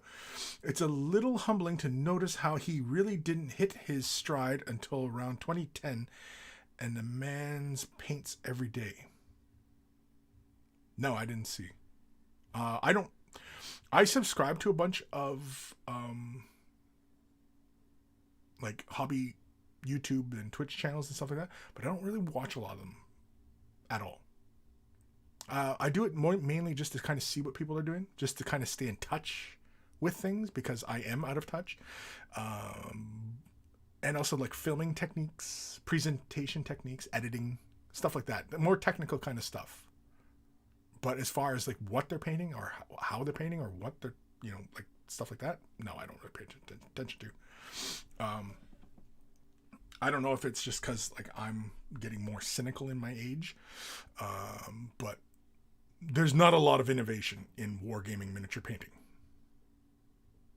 Not in a very long time. Everybody seems to be really hung up on non-metallic metal, and as far as fads are concerned, which I would equate non-metallic metal being a fad, which has made its rounds, but just when it feels like it's about to die off, then it comes back, and it feels like it's about to die off, and it comes back, and you know, but yeah, non-metallic metal is a fad. Object source lighting is a fad, right? All these things, because somebody does one example of it, and everybody loses their shit over it. Wow, it's amazing. It's witchcraft, right? And then disappears. Something else comes along. Then a new thing comes along. And then, you know what I mean? And so, yeah. But it could be also that so many people, because they're realizing that how accessible all of this is, and how relatively easy it is to achieve all these really wonderful things that they see on, you know, websites and magazines, whatever, that more and more people are picking up the brush. And so more and more people are keeping these concepts active, right? Because more and more people are saying, well, yeah, that non-metallic metal effect, that looks really great. I'm gonna do it. Oh, that object source lighting looks really cool. I'm gonna do that. Oh, painting the flesh like this, I'm gonna do that, right? And so all these things just kind of, you know, just keep going, you know. But yeah, they were always kind of fads, you know, just fads. Where the hell am I? Bunch of Chucks. $. Money? Money. Oh, as regards to the Space Marines? Yeah. Money? Yeah. Usually is. Sid Styler. And then the Marine players would argue that the unit makes more sense for them than it does for Eldar because Space Marines. Yeah, exactly. It's kind of like Primaris, and all their tanks and shit are anti-grav, yet, you know, they have the land speeder, which is anti-grav, but that doesn't really get, you know, huge overhaul. Well, I guess kind of does in that bigger looking land speeder. But then they get bikes and quads, and it's like, well, where's the anti-grav shit for that, right? So, I don't know. It's all goofy. It doesn't really make a lot of sense. And I think that is where really the loss of grimdark comes into play. I know I talk about grimdark all the time. What is grimdark? What is grimdark? Right? When people use that term, grimdark, what are you talking about? For me personally, grimdark is the concept of the place, the universe that where the stories are taking place. There's no hope, right? It's dystopian. It's bad. It's a cautionary tale, right? And I would argue Primaris are ruining the grimdark because they're providing a hope and also incorporating new technology. See, because the big part of the grimdark was that it's the dark age of technology. These people who have all these weapons and stuff like that, they don't know how it works, yet they're going around using it, right? And treating it like it's a religious icon, right? The holy bolt gun. It's a religious icon. But now it's like, oh, we can just make more and improve it and shoot farther and longer. And it's not a bolt gun anymore. It's a bolt rifle, right? It's not a plasma gun anymore. It's a hell blaster, right? They're bigger, longer guns, and read into that whatever you want. Like the bolt gun used to be submachine gun looking size, right? Now it's a big long rifle. The gun is longer and bigger. I don't know if I'm being too on the nose with this, but maybe that is what it is. Again, it's all the smooth brains out there. I blame the smooth brains. Anyway. And you can't tell me that there's not a lot of smooth brains out there, because I think during the last 2 years of everything that's been going on this planet regarding our personal health, there are a scary number of smooth brains running around. So, just saying. I'm just asking questions. Anyway. Fuck, I don't even know where the hell I am. Sophie, probably the owners OG GWR Space Marine fans. Maybe. Sid Tyler, yeah, the Marine line was basically complete and fully plastic. Then they had to keep thinking of new stuff and started making some really god-awful stuff like Centurions. Yeah, Centurions. Are even those a thing anymore? I don't even see anybody rocking those. You know what I mean? Like, since aggressors have come out who basically do the same thing, like, are Centurions even a thing? Like, you know what I mean? Like, these are the kind of moments that I wish somebody was getting horsewhipped at Games Workshop. You know, the CEO is coming out, and it's kind of like Starship Troopers. They have like somebody strung up, right by the Space Marine statue, right in front of the Rhino tank at Warhammer World. And they have that big arch, and they have whoever was responsible for it, and they're strung up like that. And then somebody comes out, and they stick that piece of leather in the mouth, and then all of a sudden, whoosh, whoosh, 10 lashes.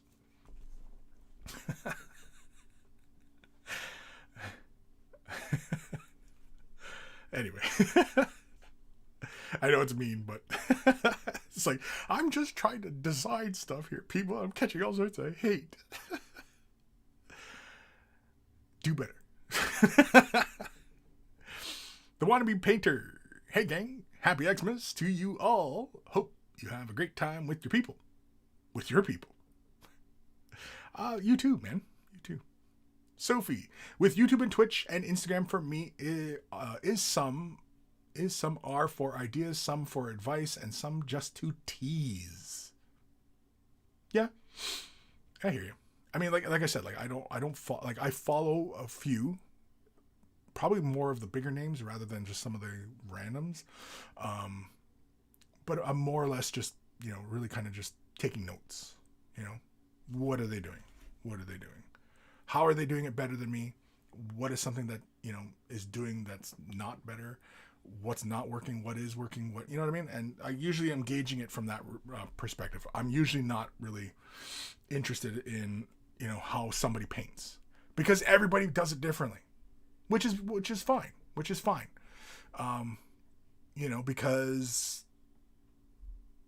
everybody doesn't have to paint the same way.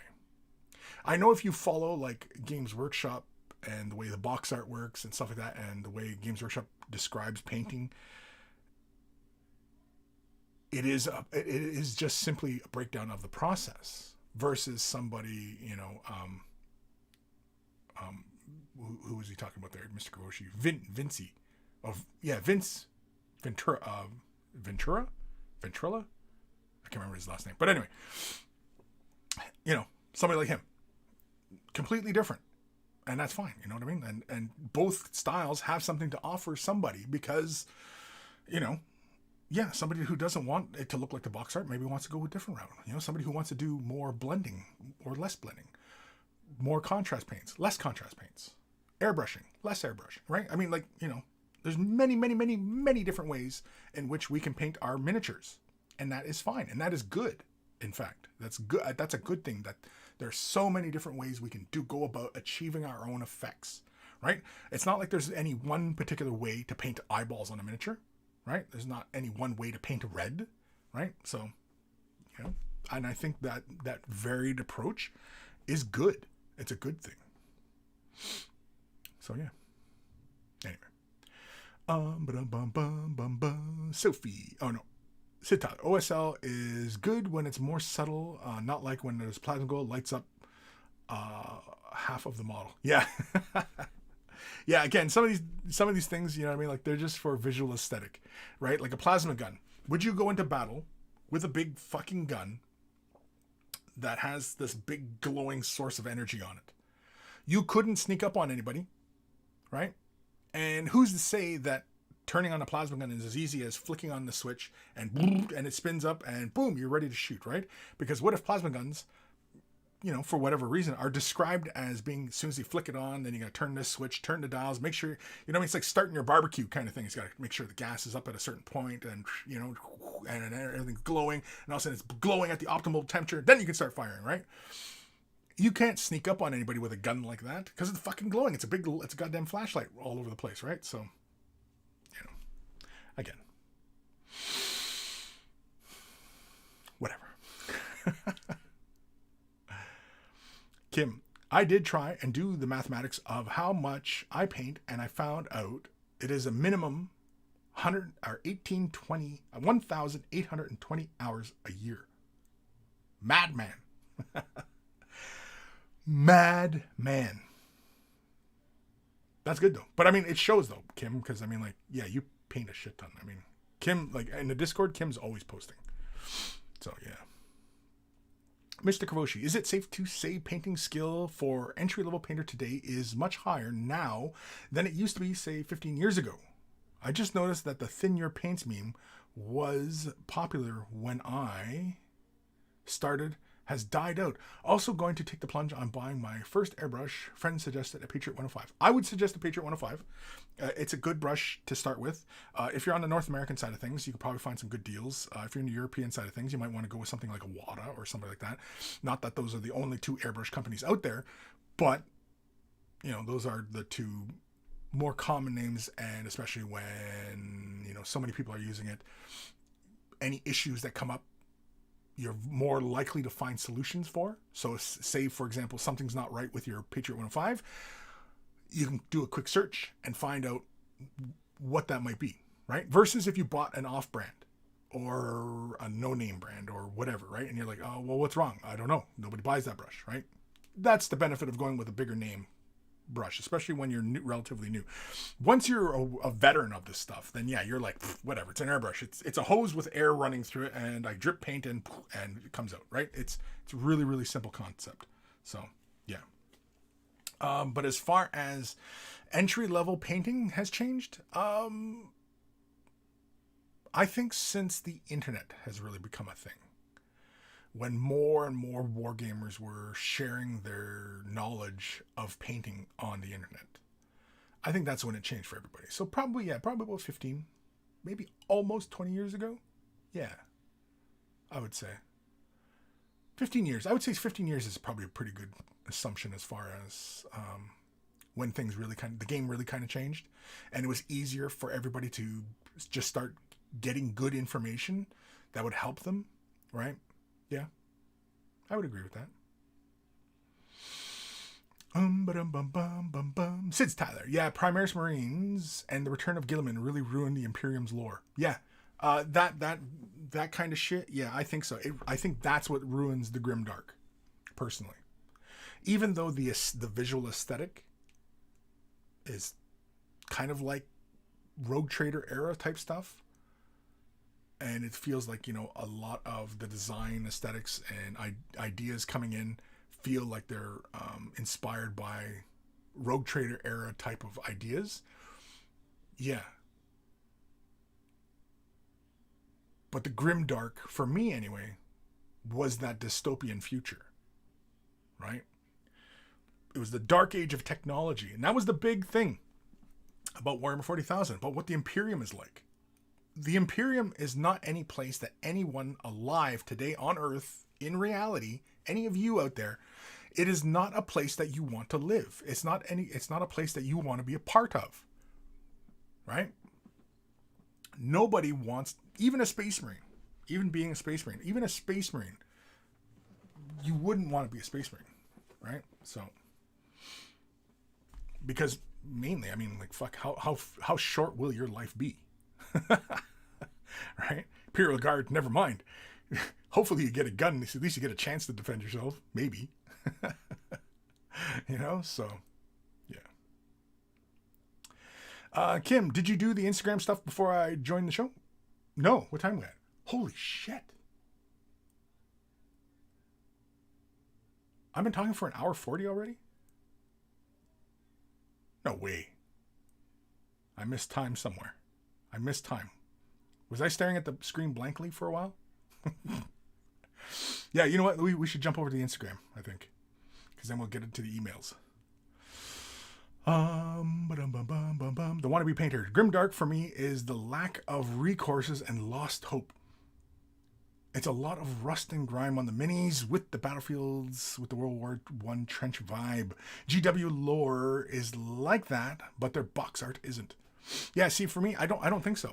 I think because there's this resurgence of Mars and the Space Marines,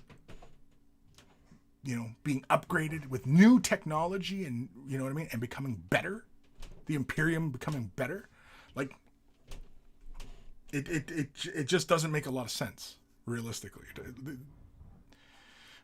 The only way that it makes sense that Mars becoming more resurgent and the Imperium becoming resurgent is if Mars splits from the Imperium.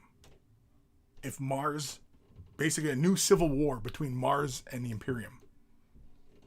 I think that would be obviously, huge. Because Mars is always about looking for new information. But then again, even like, how they go about it, where they treat everything like religious, right? Which again, it's calling to the danger of such concepts of glorifying these kinds of things. And that's the cautionary part of this whole universe. Again, the universe of the Warhammer 40,000 is not a place that anybody in their rational mind wants to be a part of. It's an awful, awful place. And so when it starts introducing this idea of hope, then you're losing the Grimdark. The Grimdark is being diminished.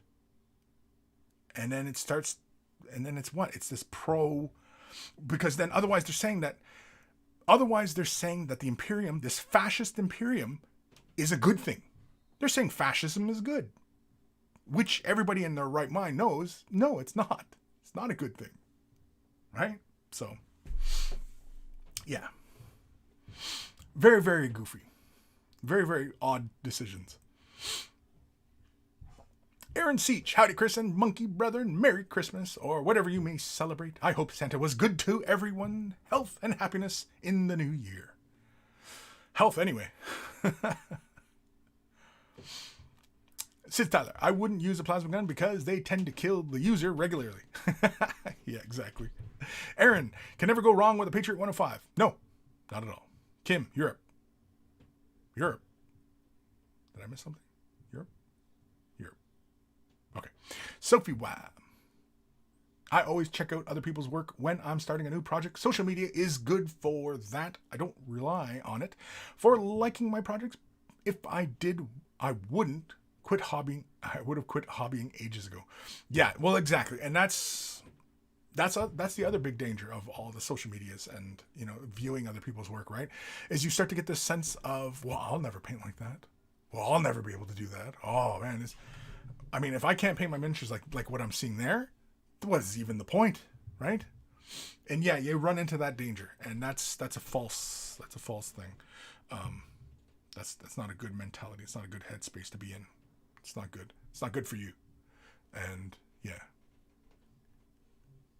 it's the expression. I'm fond of this expression.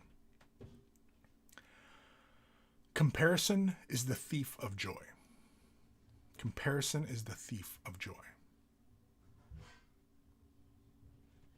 Stop comparing yourself to others in many regards, in many different facets.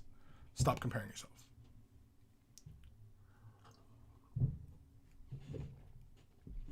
Oh, man, my coffee's almost cold. I don't even know if I've had a sip of that in a while. Anyway. Jabba's Not. Hobbyists are lucky today with all the information they can get a hold of. The internet didn't exist when I started out. No. Same here. Yeah. Oh, man, if I had started this hobby if I was a kid now getting into this hobby, yeah, I'd probably be way more screwed up. I'm not saying kids today are screwed up, but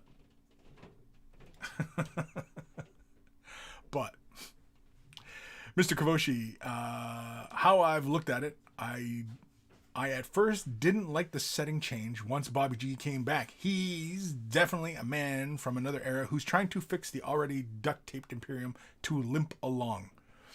No, see, realistically, with Gilliman, when he woke up, he should have just basically made Ultramar the Imperium, and basically had forsaken the rest of the Imperium and just protect his own dominion, right? Because he it's just too damn big. But by the sounds of Ultramar, it is a bit like what the Imperium was intended to be, right? When the Emperor was still alive. Because when the Emperor is alive, if you've read the books, right, the Imperium that the Emperor wanted to create, it was kind of like a Star Trek kind of future, except that they were okay with killing all the aliens. But, it was making, a brighter future for humanity and foregoing superstition, right? That's the other big one, because superstition obviously is bad for innovation and for evolution. Superstition's bad for that. So yeah. Anyway, Ghost of Star Mandalux. They totally get done for copyright. But it could be neat if Mars had chipped all the Primaris Marines to use them for a civil war. Oh, you know what? Yeah, who knows, right? Here, let's throw this one out there. Let's throw this idea out into the ether. What if Mars is planning to separate from the rest of the Imperium because they want to move forward with technology and praising the Omnissiah and their own version of the Imperium, and the Imperium, being as backward as it is, wants to do its own thing, and the two for a long time have never really gotten along, at least in the lore, right? They've never really met eye to eye. They always keep separate things. They're basically two Imperiums, essentially, right? And what if Call, doing a bit of like a Palpatine type thing, he's got a chip in every Primaris Marine, so that when he gives the order 66, all the Primaris turn. Just saying, right? There's an idea. We'll throw that out there. What do you think? Mr. Kavoshi, also a decent chance if there is another civil war. I think there's a chance that Adeptus Mechanicus would break off from the Imperium. Yeah. Oh, yeah. I'm pretty sure at some point it was mentioned that it was, the Imperium, like the Mars is always like on the verge of like, fuck the rest of the Imperium. We're going to do our thing. You people are backwards. You're praying to your guns, for God's sakes. We're talking about praying to the dirt that makes the guns. Right? We're talking about imbuing our spirits into the guns. You're praying to the guns. You people are crazy. You can see how it's the same coin, right? But anyway. Kim, that's insane. It was maxed out text before the one that said Europe. Did you not get that up? It shows in the chat. No, I didn't. Europe? When you said Europe, you had a whole thing before that? Oh, fuck, I gotta scroll back. Oh, I give up, Kim. No, I didn't get it. I didn't see it on the thing. It might show up in the YouTube chat. But yeah, I use a program that gives me both YouTube and Twitch chat in one window. So yeah, it might have been a whole thing. But yeah, anyway.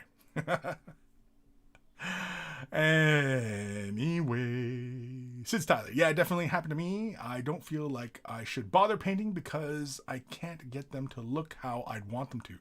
Exactly. And stop feeling that way. It's very normal to feel that.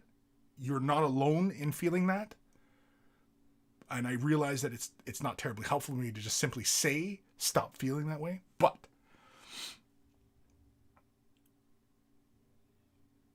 I'm trying to figure out how the best way to word this so it's as clear as possible. Just stop comparing yourself to them. Okay? Because there's a lot of things that you're not considering in what you see when you see that artwork. When you see that beautiful piece of artwork, there are hours upon hours upon hours of failure that artist went through. Hours and hours and days and years of failure that person had to go through. They struggled. Okay? That's what you're not seeing. All you're seeing is that end result. And you're going, that's fucking beautiful. I'll never be able to paint like that.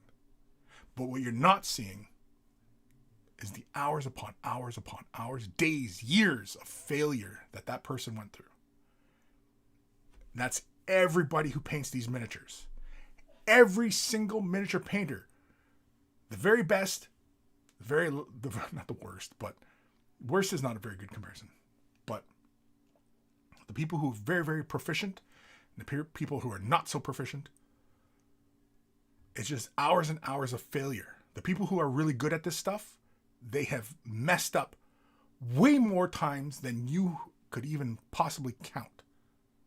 And so you're just beginning this journey, and you're going to fail. And that is good. That is a good thing you're going to fail, because those are moments you're going to learn. And you're going to get better. As long as you stick with it. If you're willing to stick with it, and persevere through your failures and learn from your failures, you will get better. It's not going to happen overnight. And no miniature painter, I guarantee, no miniature painter, living or dead, I don't know if there's many dead miniature painters, but because this is relatively, really old ones would be like me, and very young ones would be like some of you. But anyway, well, I guess there are some miniature painters, because we've lost a few. But anyway, it's not the point. Nobody's born being a really great miniature painter. Nobody's born with this talent. It's not like it's this idea that there's an innate ability to do this, not so much. There's a passion for expression, for color, for these tasks that people can have a certain affinity for. But nobody pops out of the womb going, yeah, I'm going to paint a Space Marine. Boom, perfect. Look at the OSL. Look at the fucking non-metallic metal. Look at all the shading and volumes. Look how smooth those blends are. Look at that. First time doing it. Boom, done. Right? Nobody does that. Right out of the womb. Nobody does it. And so feeling bad about this stuff and comparing your work to other people is really self-defeating and unnecessary. So stop doing it. Stop. If you want help to stop doing it, come to my house and I'll smack you right in the face. I know that's not terribly helpful, but what I said before that, hopefully that makes a little more sense. I was making a joke, a bad joke about smacking in the face. Essentially, I was making light of assault. Essentially, is what I'm doing. Sophie, wonder how cute Kris would be if he was a teen now. As cute as I was when I was a teen then. Believe it or not, there is a picture of me in my youth. I think I was about 15 or 16 when I was in this hobby and chasing girls. It's a picture of me with my shirt off. And you can see that there was once abs there. Today, not so much. They're there. But they're well insulated.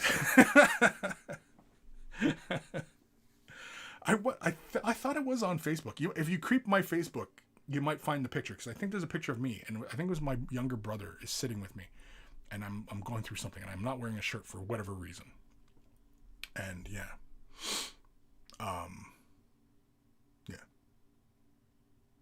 Anyway. If you scour the internet, you might find rare photos of Kris in his youth. Oh, you know what? In my Facebook, there's a picture of me, and I think I was about 12 or 13, and I'm holding up a drawing I did, and it was a cover of an X-Men comic, and I was doing that. So I had them big fucking glasses, the tinted glasses. Yeah, I was a big fucking nerd back then. It's okay though. I'm over it. I still am it. Kim, as long as you get better, you're on the way to get them to look like you want. I take a mini painted a few months ago and check it up against the ones I'm doing, and I can always see the progress. Yes, yeah, and that's the other one. Yeah, that's another big one. Who's that? Sid? Yeah, Sid Tyler. Don't strip or repaint some completed models. Keep them. Warts and all, because a year from now, 5 years from now, 10 years from now, many moons from now, you'll look back and go, see, this is where I started. This is how I started when I first started picking up a brush and applying paint to a miniature, and then this is how I paint now. World of difference, right? So, for your own sanity, stop comparing yourself to others. In many ways, not just painting. These are just good life lessons, really. Stop comparing yourself to others. It's because, first of all, you have no idea what the other person went through to get to that point, right? That's the first thing. Mr. Kavoshi, it's a great idea. I might try that myself. I haven't painted much this year myself. Yeah. I don't know what was a great idea. What was a great idea, Mr. Kavoshi? I don't even know. Or wasn't even me? I don't even know. Ghost of Starman, Chapter Master Cody. The time has come. Execute order 1000010. Yeah, well, and the thing is, his call already has the hood and everything like that, right? He's already got the hood, and you can already see like little mechanical hands, and he's... Actually, I have him on. I've got a call back there. I've got a call. Yeah, I don't even think he's finished, though. I know. Shocking. I know. I realize. Shocking. Really, Kris? He's not finished. Wow. I'm surprised. Anyway. Kim. Adam from Tabletop Minions had a guy die while he had the Discord server open. Struck in the head. Oh, stroke in the head. He had a stroke, yeah? Oof. Damn. Yeah, that's tough. That's tough, man. Harry. Hey, monkeys. I hope you all had a great Christmas or holiday. Been out of action for time. Okay. Well, welcome back. I don't know. Were you really gone? I mean, you know. And the thing is that, you know, like, this is another idea as well, to kind of go to the comparison thing. But, like, for example, like Harry, and I know some of you have mentioned this as well in the past, and, you know, whatever, that you haven't gotten much done. Well, you don't have to get anything done. So stop feeling like you need to get stuff done, right? Unless, of course, you're a content creator where you kind of need to get stuff done, right? Because you're creating content. So, yeah, like me, I'm a content creator. I'm not a miniature painter. I'm a content creator. I paint miniatures, but that's the content. I make the content. The content I'm making is miniature painting, videos, right? I could be painting anything to any standard for any game, any miniature. It doesn't even have to be miniatures, but whatever, right? So, you know, when you take a break, and I've taken many breaks over the years. I couldn't even tell you. And sometimes I've taken a break for like a year, 2 years. Just didn't do any hobbying. Took care of real life, family, school, job, whatever, right? Take a break. Take care of real life. Hobby will be there when you are ready. That's the whole point of a hobby. It's for your downtime. If you don't have any downtime, well then yeah, you're very busy. You got to deal with things. Sure, it's helpful that during those stressful times that you can take a moment for yourself to do something you really enjoy.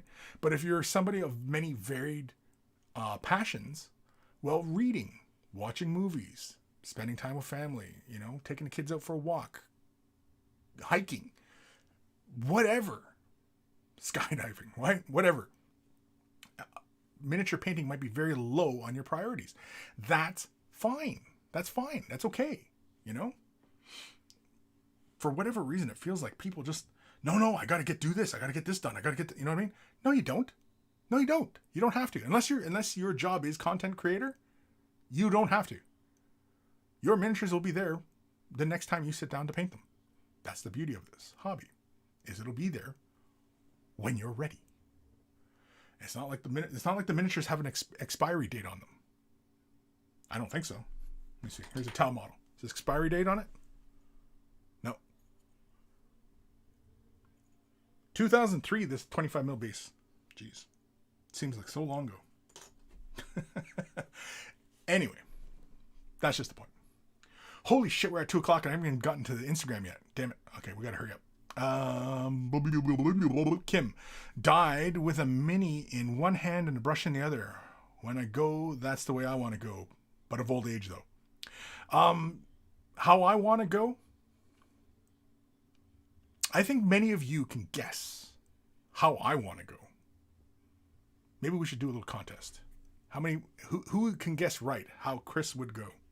What would be Kris's preferred method for exiting this plane of existence? Preferred. Doesn't have to be. But anyway. I know it's a really kind of a morbid topic. Not really the kind of conversation we should be having on a Boxing Day. Or maybe it is. I don't know. Harry, I have retina lens ripped and my sight is still recovering and just started to kit bashing again, so the minis were on the back burner. Well, yeah, I mean, if you can't see what you're fucking doing, I mean, yeah, heal, man, heal. Don't worry about the other stuff. Maybe take in some audiobooks or something, you know? Brush up on some of the lore, you know? If you really feel that passionate about, you know, wargaming, miniatures and stuff like that, some of the adjacent stuff might fill that or scratch that itch, as it were. Maybe. Mr. Kavoshi, I too would like to go during Hobby Tyke. I too would like to go during hobby tyke, but knowing my luck, it would be because a can of primer exploded in my face. Oh, good. Yeah, I don't know if I'd want like a whole face full of shrapnel and lead belcher. Can of shrapnel and lead belcher. What did he die from? He died from lead belcher. My God, was there any lead in it? No. Shade Shadow. It's nice to hear that I'm not a content creator. Will tell the guys I do commissions for that Kris told me I have all the time I want. Well, okay. But you're a commission, though. That painting miniatures is what you do, but your job is to get those projects done. So, yes, you are under a deadline. But you're not hobbying. What you do is a hobby for many, but you've chosen to make it a job. So you have to treat it as such, right? Just like myself. Like what I do is a hobby, but I've turned it into a job. And so I have to treat it as such, right? And commission painting is another one, yeah. But yeah, you still have to do it. I mean, unless, of course, you just want to forego your commissions and exit the business, in which case, it's a failed business. Harry, been listening to the Horse Heresy series on audio. Oh, nice. You see, personally, I can't do audiobooks. Not that I can't. I don't like it. I prefer to read. I like hearing my own voices in my head. And it's a weird world that I create. Horse Heresy, for you, is probably very different than for me. I hear all sorts of goblins. Sophie. Tons of time, Kris. Twice the length of show being the last one for the year. Ha! No way. Get real, kid.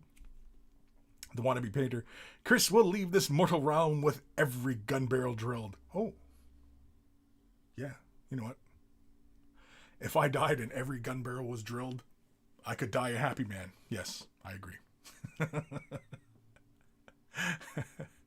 Mr. Kavoshi, if I had to guess, though, brush in one hand and a burger in the second. And what's in my third?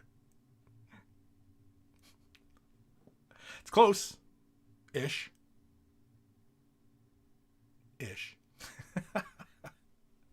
Kevin Kabbalah, I expect to die by causing a backup in my Patriot 105 and having the needle explode out backwards, impaling my brain. Oh, and happy holidays. Yeah, it's like a gun exploding at the end. It's just the barrel just blossoms right out, and the needle comes shooting right back, and you got it impaled in your jugular. Oh my God, what a picture that paints! Holy shit! Kim, will not happen. I not started to drill them out. Yeah, so I'll at least that way we know. I'll still live. I'll live. As long as gun barrels are not being drilled, we know that Kris will still live. Because I can only die when every barrel is drilled. Oh, shit.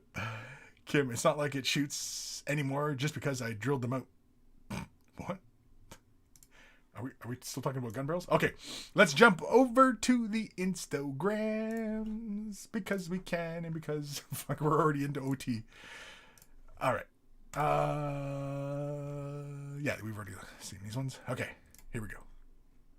If you want to be part of this segment of Way of the Brush, use the hashtag Way of the Brush, and I will give your miniature a looky-loo. And I'll give it a like. This looks like some... What is this? Flames of War? What is it? I guess I could just read the description. The Wannabe Painter. The first of 2 Sojet veteran squads is done. I'm slowly getting into 28mm scale, and the colors worked out for me well. They look a bit glossy right now because the oil wash cures out a lot slower than acrylics. Now I will go for the rest of the infantry. The infantry. I like the colors. Looks cool. Oh yeah, really nice, straightforward. These are Soviets. That's what it is, Soviets. Not Soviets. Soviets. I got the right window? I got the right window. Yeah, they do look a little bit glossy. I don't think that's a problem, though. You can always hit that with a mat afterwards. Now, you said you applied it like an oil wash. Are you using spirits to remove some of the oil wash, or are you leaving this as is? These guys are pretty much done. Just going to hit them with matte, and that's it? Like, what's the plan? I think you're in the chat today, aren't you? Yeah. I like them. Look good. Simple, straightforward. Getting them done. I like the bases, too. Lots of texture. I like that. I like it. It's really good. Sweet. The Wannabe Painter, thank you for using the hashtag. That's really awesome. I look forward to more. More. Get them done. Kevin Cabal. Christmas on Fenris. A Bloodclaw brother, Frecky Stillborn. Of the Space Wolves takes on some kind of monster breaking through the ice on Fenris. The model depicts a friend's Death Watch RPG character long before his seconding to watch Fortress Iriok, a commission by one friend for another. The monster is a sea urchin shell type piece found on the beach. Most don't have any spines attached when found, so this was a unique opportunity to use this piece as a critter. The figure was assembled from a standard GW Bloodclaw kit. The base was made of cork and rocks with sheets of clear plastic as ice, painted with Vallejo and Citadel paints using AK Interactive snow effects. Well, let's give this a like. Let's have a look. Oh, yeah, I like this. This is fun. Oh, like he's popping out of the ice. Yeah, I like that. That's fun.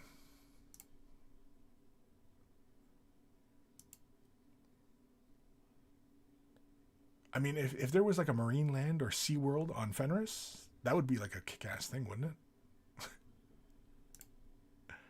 Fucking Shamu eats the crowd. Yeah, I like all the texture. I like the snow. And I like the little critter in the ice. That's cool.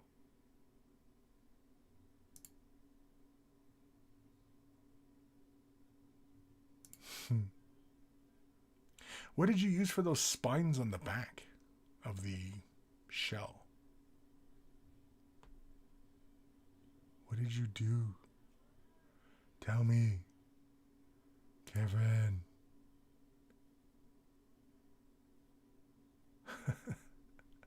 I like the ice breaking up too. That looks really good. I like that. Good stuff, Kevin. Thank you for sharing. Oh, Kevin's got another one. I decided that the Star Wars Imperial Salt ATDP DP Imperial Walker needed some company, so I painted him a few Stormtrooper buddies. They were based to match the Walker. A snowy day on a rocky, sandy planet. Oh yeah, let's give that a like. Shit, did I give the last one a like? Yes, I did. Yeah, what'd you use for those spines, Kevin? I just want to know. I really like your work on the Walker.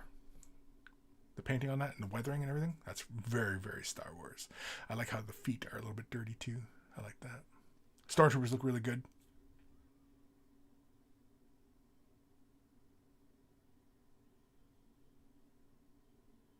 Yeah, I really like them.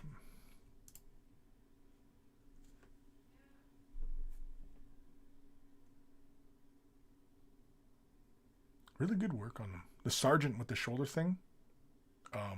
Yeah, really nice work on his armor. On his chest, it almost looks like you were going for like a non-metallic metal there. I realize that's not what you were doing, but that's how it almost looks. It's very interesting.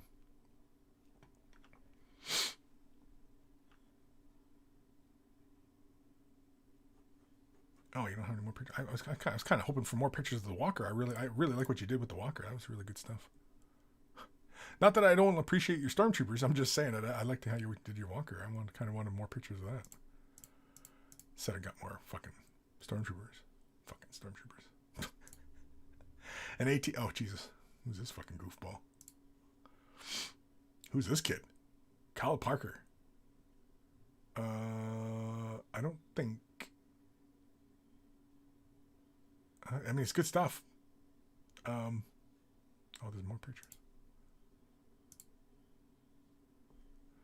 Now, I'm not insulting this person's work when I say this, but the face, the eyes, the color, you know what that reminds me of? Some of you who have seen the movie will know immediately what I'm talking about when I say Quaid, start the reactor.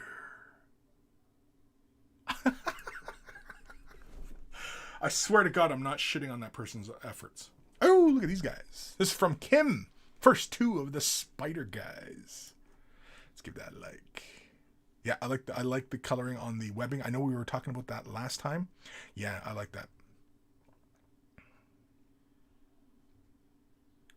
Really nice. Nice work on the gemstones. Yeah, really good work, man. The texture on that cloth, is that sculpted or is that painted?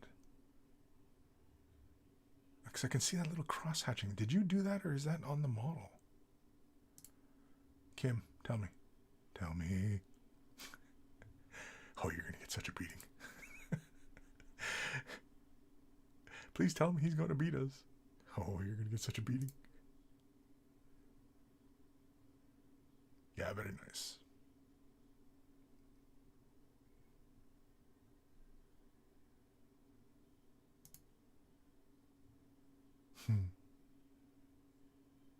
Yeah, really nice work, Kim. Me likey. And these guys are from Warcry, right? Or are they the other one there? Shadespire. This is Cal Park. Painting. Future capacitor. I don't. Did I give Kim a like? Yes, I did. Okay.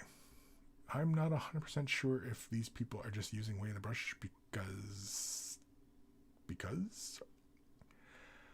if any of you guys are if any of you are posting this and using way of the brush, awesome, thank you. If you have no idea who I am and who this piece is from, then I'm not going to give it a like because you know what, fuck it, let's throw them for, you know what, I'll give that other one with Quato. Oh, look at this. Oh, it's kind of... You know what? I actually like this piece. Colors, textures, and lines beget shapes combined to realize the form and lay the foundation upon which a person emerges. Yes. Yeah. It's almost like when you're just kind of, you're just cross-hatching, you're scribbling, you're just, slapping paint down. And then all of a sudden the forms start to emerge. Yeah, I get it. Mm-hmm. It almost feels like somebody is kind of angry, depressed when they make this.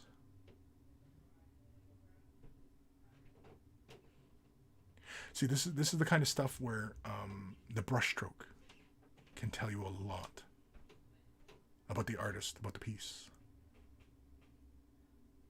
Yeah, it's very interesting. Yeah, we'll give this one a like too. Why not? Because he's using my hashtag. They're trying to co-op my shit, man. Disco Mini Painter. Some more work done on the Knight of Shrouds. Next to finish off the helm and then onto the flames.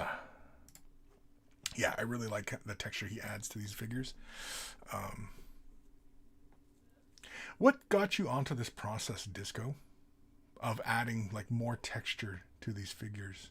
Because the sculpts, I personally, I didn't really think these sculpts really needed it, other than being smooth kind of surfaces. And was it simply just a matter of wanting to add more texture to it without having to paint the texture,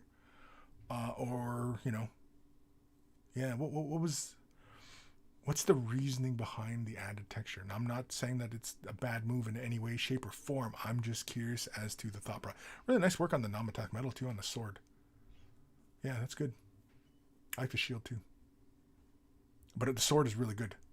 your gold on the cross guard. Is that what it's called? Cross guard? Crossing guard? It's really good.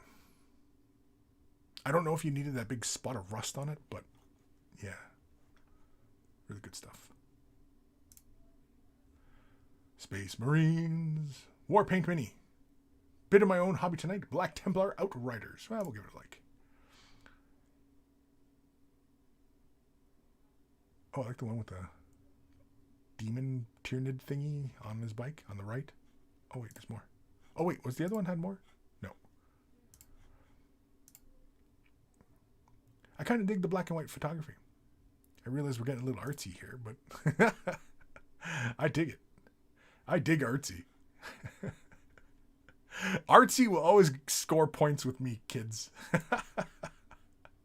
Kevin Cabal. I already gave this a like, but I don't think we showed this. Did we? My foray into arts versus artist 2021. It's been a long, strange year, and painting has helped me keep my sanity. For 22, I'm going to paint more, work on being a better person, whatever the hell that means, and try to spend more time with the people I love. Looking at you, Celesky. Must be the wife, girlfriend, boyfriend, friend. It's pretty safe to assume it's at least a friend. Scott. Oh yeah, okay. I think we looked at this last time, right? Yeah, I think we looked at this last time. Some Nan metallic metal. Yeah, and some Kim's Conan. You know what, Kim? Yeah, I'm just gonna say this right now, Kim. I'm a little disappointed. I'm not gonna lie, Kim. I'm a little disappointed that you did not do the Conan body paint on one of these Conans. And I'm thinking now, I'm just gonna have to do it myself. I'm just gonna have to fucking get that set, buy a Conan, and give him the Conan scheme. I guess it's just what I have to do now, I suppose. The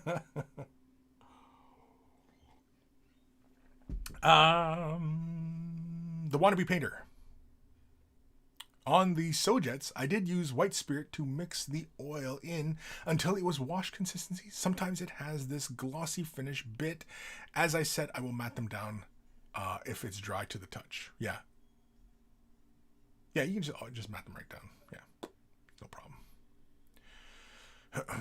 Kevin, I just varnished the hell out of them so they didn't fall off. The Walker is my IG page from a few months ago. Oh, is it? Oh, okay. I like what you did with the Walker. The Walker is really good. Stormtroopers, yes. Excellent. Walker, I really like just all the depth that you went into it. It's got the rusting and the weathering. You can even see like his legs like he's been standing in deep snow or deep water. You know what I mean? There's discoloration in the feet. All that. I dig it all. It's really cool. Baby boo. Zadu-san? Zadu? Anyway, are you going through the Way of the Brush tag or some other application form? That texture is great. No, I'm just on Instagram. I'm just doing a window capture. I'm pulling up Instagram on my browser, and then I tell the streaming app to look at that page, and then I just scroll through and I just click Instagram like I would on a computer screen. But yeah, I mean, if you want to share what you're working on, please feel free to use the hashtag Way of the Brush. Apparently, other artists are using Way of the Brush. I don't know. I mean, when I click Way of the Brush, the hashtag Way of the Brush, it's just this shit. I mean, there was that one artist who was doing the ink drawings, and then I see some other paintings and stuff like that, and it occasionally pops up. I'm fine with it. If it's your bag, I mean, and you see it, well, feel free to follow them. I mean, like, it's not like we have to just look at fucking miniatures here. I mean, it's kind of, we're appreciating many forms of art, right? So we can appreciate it all, because you never know where inspiration might come, because you might see somebody's painting the way they painted a picture and say, ooh, what they did there, that would actually look pretty interesting on a miniature, painting it on, the head or the cloak or, whatever, right? who knows where inspiration may come from? So feel free to always keep your eyes open and interpreting the world through that lens of an artist who's looking to replicate something, introduce something new that you may have not seen before on a miniature, but is very common elsewhere, and nobody has yet to harness that and bring it to this. And that's kind of where the art comes from, right? Is reappropriating ideas into new configurations. We've talked about this a few times, but yeah. Basically, I think it's where kind of art is at the moment, which is why you see art exhibitions where, it's a bunch of plumbing supplies and it's a toilet and it's, $100,000, right? And it's a bunch of toiletry shit. And it's like, that's art? Like, yes, it is art. It is. Believe it or not. Kim, the cross hatching is actually part of the sculpt. I just painted it and it shows the new new Warcry warband, one of the 2 from the new box. Okay. Cool. Thank you. Dark Commission. Hi, Kris and folks. Just got in. Was invited to tea at Neighbors. Ooh, nice. Hope you had a lovely time. Is it tea and biscuits or just tea? When I was in the UK, did we have tea? Did we sit down and have a tea together? Is there like a proper tradition to tea? Or is it just, we just fucking tea, man? Kind of like in North America where we say, I want to go for coffee. Everybody just says that, right? Let's go for a coffee. Can I buy you a coffee? That's very common on this side. Whereas in the UK, the stereotype is tea time, right? It's all about tea time. So I'm just kind of curious. I don't know. Again, I'm not with it. I used to be with it, but then they changed what it is. Or was. Will be. Enforcer. Oh man, been a while since I tuned into this. Turned into this. Turned into what? Kim, I'm doing the war paint on them, but I'm doing it after basing. I don't want the colors to clash. Likely excuse, Kim. All right, what time we? Holy carmoles, we gotta hurry up here. Let's do an email because we can and we shall. Hold on, I think George and Dark Commission here. George, new chapter of Space Marine, the Jackson Pollock Marines. You know what? You joke, but why not give it a try? Not a literal interpretation of Pollock, but employ the techniques that he utilized.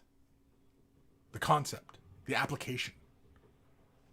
Can that be employed onto miniature form? And can it be done efficiently? Give it a try. Share the pics. Let me see what you come up with. That goes for everybody. Dark Commission.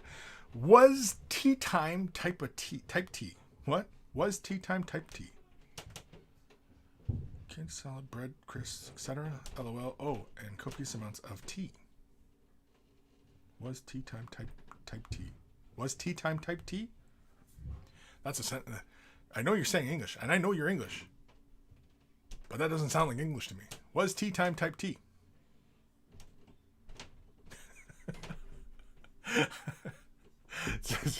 I'm not making fun of you, man, but what?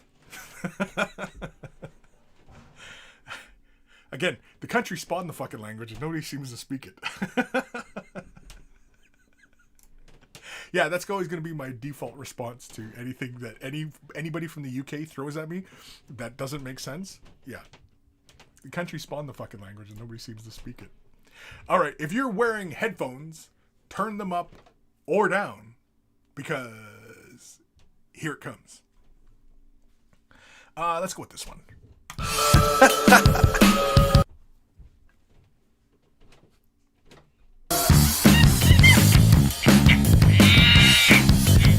Email time.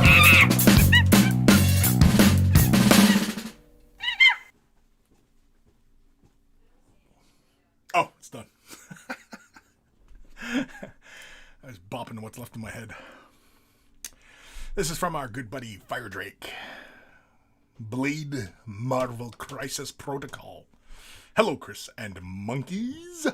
I've started working on Blade for Marvel Crisis Protocol. I wanted to try some OSL with glowing red hands reaching for him from beyond the ether.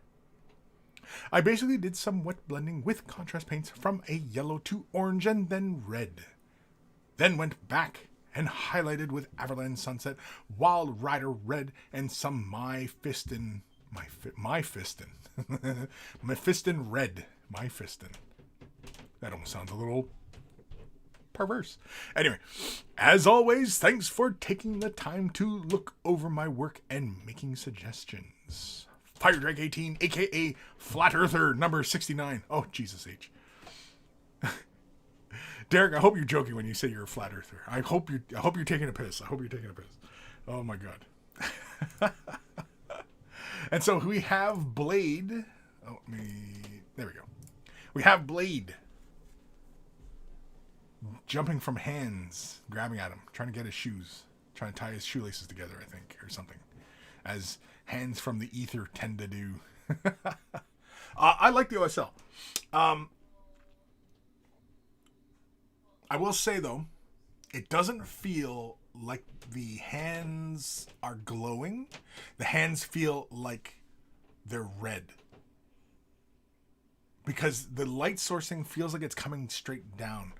And so what I think needs to happen here is that somewhere on these ethereal hands, you have to imagine a light sourcing. So basically, like at the base of each of the hands, kind of like at the mid forearm, would that be the source of the power where they're kind of emanating from, right? Or is it the fingertips and the hand itself where it gets brighter and it's glowing, right? Where you have it on Blade's shoes and on his pants, yes, that feels more like sourcing, but I'm looking like towards the base, and the base feels more like these are just kind of red hands moving around. They don't really feel quite like they're glowing. And also the base feels a bit... Yeah, like I'm not getting any sourcing, right? Why would this sourcing be on his boots and his pants, but not on the pavement stones, right? So yeah, easy fix. Just simply add more opaque color, lighter, and just thin it down to a glaze, and then just, be very deliberate and build out where you imagine the light sourcing to come from. And do not be afraid to take it up to almost a pure white in whichever way you want to end it. Like if you want to go towards more of a yellow, red glow, or if you want to go to more towards a pinky kind of glow. But yeah.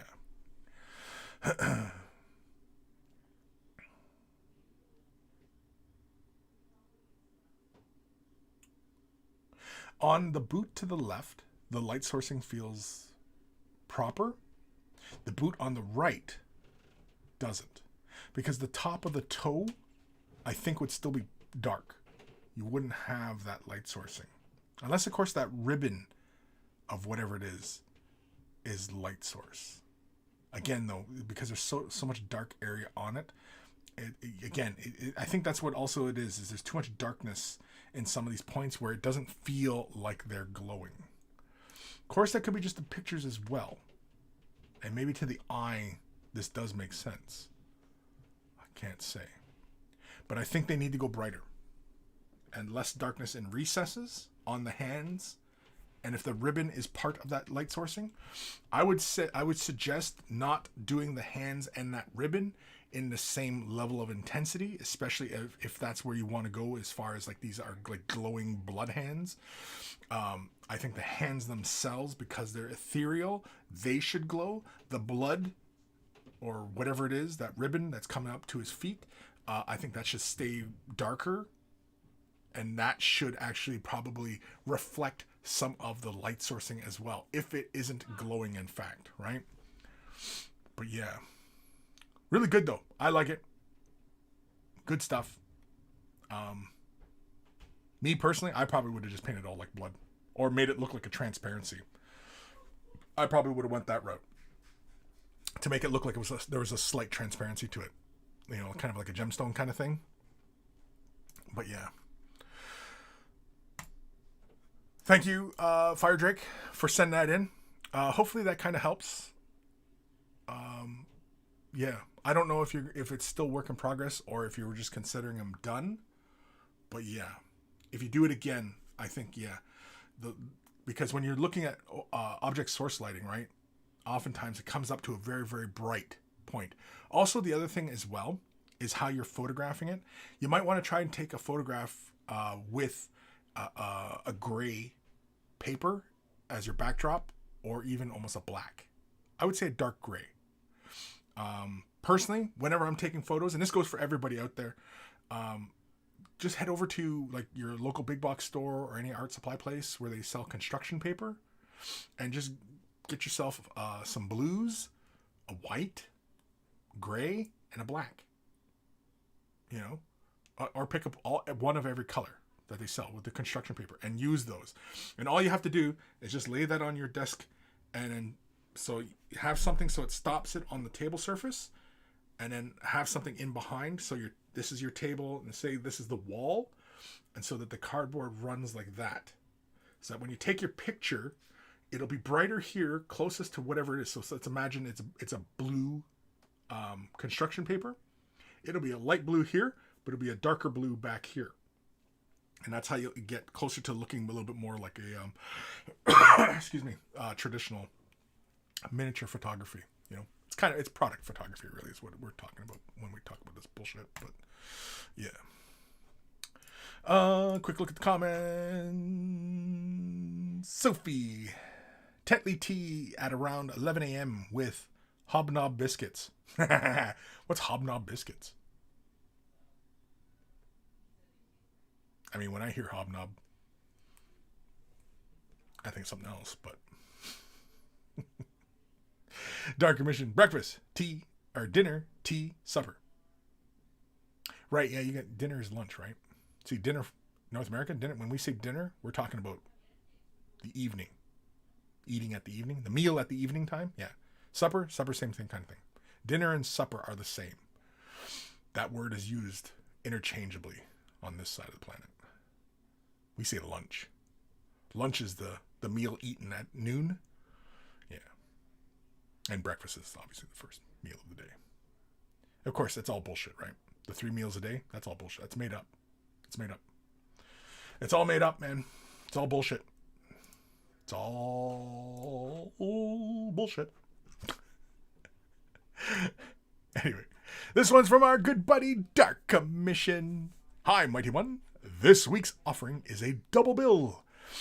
The support feature is a cheeky little squig-like creature that was a freebie from, I think, Black Crow Miniatures. Lots of fun painting this, as it was my first mini in maybe a couple of years. The main feature is Oni Cyborg Gangster by Life Miniatures. Never heard of Life Miniatures. Or maybe I have. I don't know. I don't think so, though. It's not familiar. A beautiful, top-quality sculpt with very little cleanup needed. CNC, most welcome, as always. Cheers, John, a.k.a. Dark Commission, a.k.a. John. John, I'll be waiting, John. John. P.S. The photos are high res, so you can scan or zoom in if needed. I was trying to add words there. And so this is like holy Christ. This is a squig. This looks more like a fucking severed pig head. Oh no, it's got feet. Oh okay. Oh, he's got like the big nose. That's why it looks like he got the big piggy nose. It's a lot of fun. Yeah. And you know what? Like, I know like you're really into your busts and statues and stuff. And, you know, it's a nice break. It's a palate cleanser, as the term gets used, you know, to take on a project like this. And yeah, this is a lot of fun. I like how you treated the eyes. I like that little bit of red underneath in the eyelids. Nice work on the lips and the teeth. The flesh itself is really good. Is that like little warts or stuff, or scales maybe?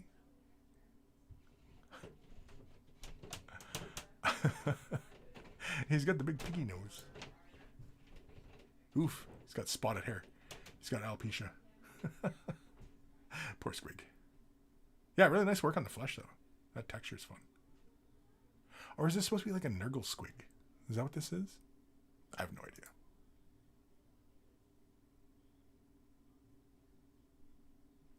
He's definitely got the worst case of hemorrhoids I've ever seen. Or maybe he's got a prolapsed anus.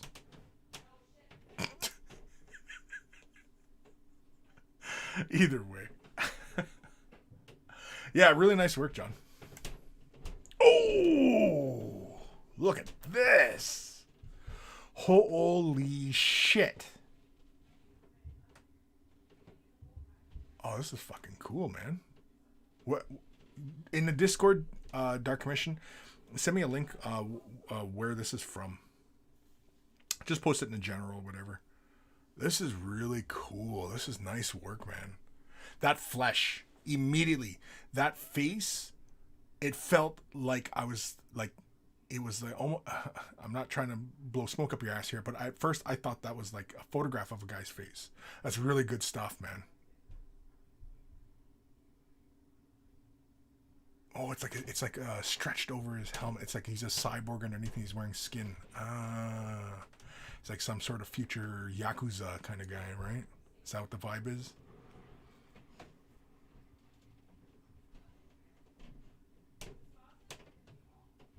Yeah, that's really cool, man. That the face does it for me. I like I don't know what the hell that's called. The samurai when they have those jaw pieces on the armor. It's like Oni or whatever the fuck, but yeah. Yeah, man. Oh yeah, that's your work on the flesh is just fantastic, man. Yeah. The overall color scheme is really fun. I think the white suit really does frame it very nicely. His hand and his head. Yeah. Fuck, this is really nice, man. This is probably one of your best pieces.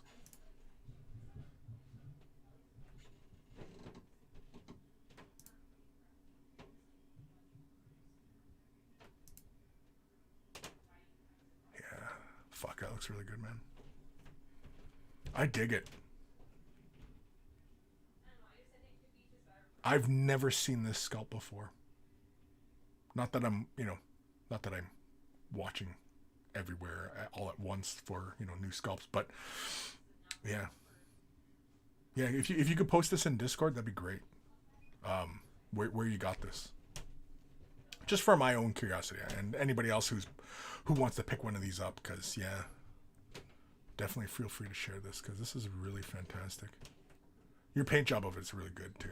Like, yeah, that flesh, it's all in that face.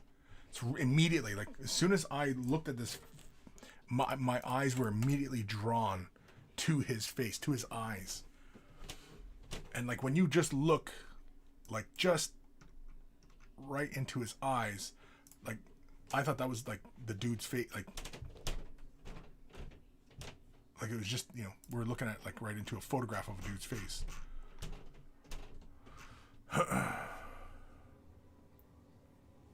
Now, it looks like you went with a metallic on the sword. I'm slightly curious, how come you didn't do that for the mechanical bits, like his head and on his hand? How come you didn't go with like a gold, like a yellow gold or yellow metal? I'm just curious. Because he went with gold on the sword, I guess, but yeah. I'm not saying, I mean, it works well. Don't get me wrong. But yeah. Fuck, that's really good, man. The face, like, I can feel, like, that face is about to fall off that robot head. That's what it feels like. It feels like, and he's got those big staples in his head to keep that shit in place because the skin is just kind of rotting and falling off. Yeah. No, that's really good work, man. That is really good work. That's awesome, John. It's awesome. And yeah, it took me by surprise because the squig was, I saw the prolapsed anus and I thought, well, yeah, he's got a prolapsed anus. As one does.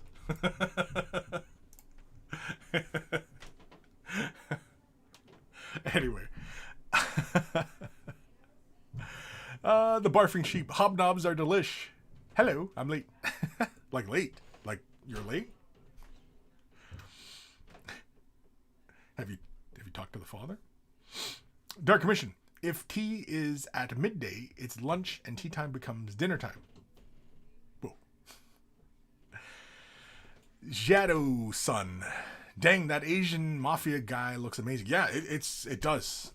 The work all around is fantastic, but for me, your work on that face and bringing all the values there, it's just fantastic. It's really good stuff. Like I'm not blowing smoke up your ass when I say it's probably like one of your best pieces. Yeah, but it's really good. And please, Dark Mission, post it in Discord a link to where you got that, because I'd like to know. I may pick one up. Who knows? I don't do a lot of busts, actually, though. I can't remember the last bust I was wearing. Oh. No. I don't know. Anyway. Enforcer. It's usually a half mask based on a yoki or oni. Yeah. Is that what it's... But is that what that jaw piece is called? Like, because I'm sure the jaw piece has a name, right? I don't know. I'm not that steeped in all this shit, so I don't know. I might seem like a very knowledgeable kind of guy who might be really with it, but I'm not. And if you think that Kris, yeah, that's a knowledgeable guy, he's really with it, y'all some foolish individuals, because I'm not. I'm not with it. They change what it is. Sophie, that's so awesome. Yeah, it is. It is. Like I said, Dark Commission shares work every so often. They're all really fantastic and fun sculpts and busts. Tends to do a lot of busts and a lot of like statues. That's probably some of the best I've seen. Just the level of depth in that flesh. It's just fabulous. It's fabulous. I was going to do fabulous kind of with a bit more flair, but I think you get the point. Dark Commission, thanks for the CNC, Kris, and the nice monkey comments. Yeah. Oh, in sci-fi, I have a thing for ceramics over metals. Some weird composite. Oh, okay. Yeah, okay. Yeah, I get you. Yeah, it gives it that more high-techy kind of vibe that it's not quite something that might look like a metal is actually more of a ceramic or a plastic or, composite material. Yeah, I get it. I hear you. Personally, I probably would have went with metal. Like if I was doing that piece, I think I would have probably went with chrome on the helmet and his hands, made them yellow, so that the visual contrast of the bright metallic with the dull flesh would provide a visual contrast, right? That's the way my screwy brain goes. But what you did, yeah, was fantastic. Yeah. Kim, yeah, really nice piece. I like that. Good job, Dark. Yeah. Barfing Sheep, I love busts.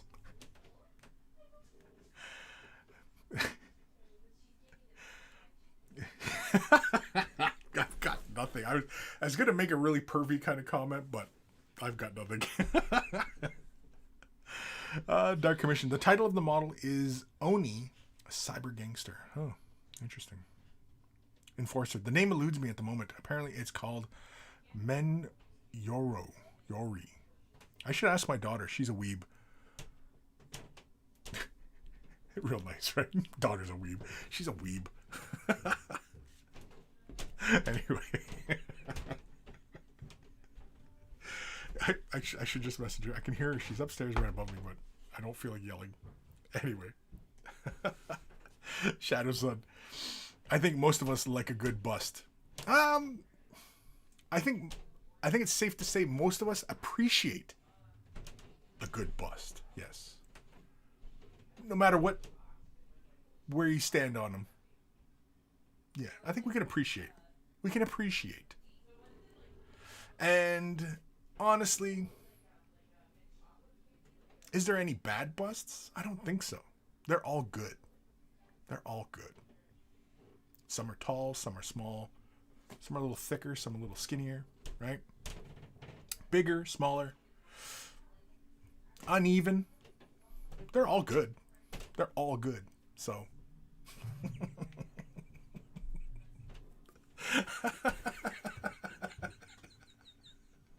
Some more life advice for y'all. They're all good, man. There's really no such thing as a bad one, really. Because even a bad one, you're like, well, let me see it. Yeah, you know what? Yeah, it's not that bad. It's actually pretty good. It'll do. Dark Commission. I consider myself a bust man. Yeah, you definitely are. Definitely are a bust man, because a lot of your work is just the busts. So, yeah. But yeah, I mean, like here. Well, this one here is a Dark Commission, right here. And this was a gift from John. Yeah. This one's really fun. We've shown plenty of pictures of this one. But yeah, I like this one. Sits on my shelf. I will never get rid of this piece. This will always sit on my shelf to the day I die. You'll have to pry it from my cold, dead hands, is what I'm saying. As I almost drop it. Oh, fucking break it. Oh, damn. Oh, man. Anyway. Kim, I'm more of an ass man myself. Come on, man. I was trying to be subtle here. I was, trying to, the subtle art of innuendo. Kim, no, I just like to jam it in the ass. Enforcer. Man, Kris, don't stand on the bus. They're sensitive. What? Man, Kris, don't stand on the bus. They're sensitive. I don't even know what that means, James. What does that mean? I don't know. Shadow Sun, preach. Grand Wombat. I prefer all parts of the lady. The whole package is best. Yeah, I mean, if you're Dahmer, right? I mean, if you're Jeffrey Dahmer, sure, you can really appreciate the parts. But yeah, the greater whole, right? The whole masterpiece. You want to appreciate the whole masterpiece. But there's certain elements of masterpieces that, are really exciting. Yeah, I hear you. I too can appreciate the entire piece. But I can also focus in and appreciate other elements as well. And honestly, I don't think, there's a bad one, really. Like, every piece is really great. There's much to like about any of them, really. So,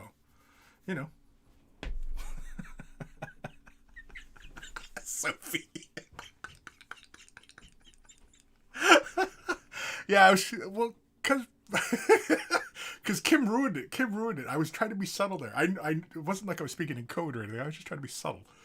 Sophie shakes her head. Kim just has to flat out come out. Yeah, it's just the ass. It's all about the ass. Dark Commission. Now I want to paint a large scale figure with finger paints. Yeah, give it a try. Honestly, sometimes I get the hankering. I have this stormtrooper right here. Wait, hold on. There we go. Diddly. Anyway, sometimes I look at it and I go, yeah, I think I would look really cool if I weathered it. So I might weather it at some point. Ghost of Starman. Speaking of busts, could be pretty cool to do an army where the busts or some other section of the body was painted normally with the surroundings done as stone or ghostly. Yeah, that is interesting. Now, are we talking because I've seen this effect once or twice on Tau, and you see it a lot lately on people doing Alpha Legion. where basically the figure is like kind of like they're transitioning through, like it's an energy field or lightning or whatever the fuck you want to imagine. And it's, you know what I mean? Like it's one form and then, you know, they're becoming another thing, right? But that's an interesting idea though, yeah. So like, for example, like if an arm was painted like a normal arm, but then the rest of the figure was painted like stone. Yeah. Like it was coming to life kind of thing. Yeah. That's interesting. Yeah, I like that. Do it. Do it. Kim, if you're Jeffrey Dahmer, I'm dying. Yeah, over at Kim's house, it's nothing but ass cheeks in his freezer. He's got one of those big freezers, and it's just Ziploc bags, and it's just cheeks. And it's like, oh, look at that. Kim, he's well prepared. He's got lots of ham. Those ain't hams. Those ain't hams. Anyway, the Grand Wombat. Well, people are supposed to taste like pork, and I do love pork. Yeah, we're heading into a dark place here, people. Very dark. Very dark. And a nice bottle of Chianti. Shadow Sun. I'm really tempted to make a large-scale version of my custom mini. Think it would be fun to try the same mini at different scales. Oh, yeah. Yeah, 100%. Which is why, I mean, like, we've all wanted these action figures, right? Space Marines, yeah. I mean, like, I shit on Space Marines all the time. But I love the Bandai. I love the McFarlanes. You know what I mean? I love both of them. They're both great. Yes, they have pluses and minuses, both of them, but they're both really awesome. Again, I can appreciate them. Warts and all. And, yeah. These are the things that I wanted fucking 25 years ago, 30 years ago. You know what I mean? Like, I wanted... These should have existed that long ago, really. But, you know. So I'll take it now. Same with, like the little Nurgling. The little Nurgling. Oh, you can barely see him. There we go. Where is he? Here he is. See? Little Nurgling. Diddly diddly diddly diddly. Not that I'm a diddler. Just saying. Diddly. Oh, I was going to put my hat back on, but not still. It's still kind of damp. God damn it. Oh, it's wet everywhere. Why is it wet everywhere? Oh, man. Enforcer. Those ain't hams, Kris. They're rump roast. Oh, yeah, rump roast. Give them the pressed hams. Anyway. Alrighty, folks. Holy shit, we're 53 minutes OT. I think we're done. I want to thank you guys for tuning in today. Thank you for the emails. Remember to continue to use the hashtag #WayOfTheBrush if you want me to see me. If you want me to see your work on Instagram, send me an email, Kris@wayofthebrush.com. If you're going to send pictures, send them as attachments in the email. Don't send it off as links to other sites because it's annoying and I won't do it. It's ads. It's oftentimes because there's ads. But anyway, yeah. So please, please, please, please don't do it. I don't know. Is that it? Wayofthebrush.com. Description. Check it all out. Social medias. Discord. Join us at Discord. Don't be a dick. Patreon. Thank yous. New patrons. Thank you. Old patrons. Thank you. Can't support. Click buttons. Helps. I'm doing the condensed version of the ending. Carl. Garmiel for Beer and Bubble. Check it out. We always take time to thank Carl, even though he is no longer with us, for creating the email jingles to play before the email segments of the show. It's always much love to Carl. And speaking of love, much love to my big brother Evan for creating the intro, outro music that plays the beginning and end of the show. Much love to my big bro Evan. And if you're into rare comics, EB Comics, it's in the description below. It's all in the description below. Just click the description. I don't know why YouTube makes us fill out fucking descriptions when people don't really fucking click them. So I don't know why, but in case it's there in case you want it, I guess. I don't know. Fuck. But anyway, yeah. Ghost of Starman. Maybe someday I'll actually use some of the paint scheme ideas I come up with after I get a bit further along through the pile of shame. Wannabe Painter. Bye, folks. Have a great new year and see you in 22. Yes, I will see you all next year. Yes. Right? Next year? Maybe. Who knows? Who knows? Tomorrow is not guaranteed, right? As the saying goes, tomorrow is not guaranteed, so live for today. If you got things to take care of today, go take care of it. Don't procrastinate. If you got time to sit down and hobby today, well, then do it. Take the time for yourself. There's nothing wrong with taking the time for yourself, as long as you got other shit done. But yeah, seize the day. Carpe D's nuts. D's nuts. Barfing Sheep, become a patron so you can give Kris an aneurysm on getting projects done. Yeah, you can do that too. You can do that too. Sophie. Goid stream? What's a Goid stream, Sophie? I'm not familiar with that. Goid. Don't get too drunk New Year's Eve, peeps, but have fun. Yes. Be responsible. But again, tomorrow's not guaranteed. So if you're drinking today, you might as well get your fill. Jesus. That's terrible advice. Don't listen to me, man. I'm not a very good human being. I'm not a very good anything. I'm not a very good consumer. I'm not a very good streamer. I'm not a very good human being. I'm just not very good. Kim, everybody just become a patron. Everything will be good in the new year. It's only $1 or so and will help every creator that you can support. So get on Patreon. There we go. That's the ad for Patreon right there. Because yeah, I mean, like, you know, it helps. It, like, even though it might be only be a couple bucks, it helps. It helps. And yeah, you know, Ghost of Starman. By next week's show, I'll have back in my uni house, provided COVID doesn't get me stuck here. Oof, yeah. I know. Stay safe. Just stay safe, people. Please, for the love of God, show me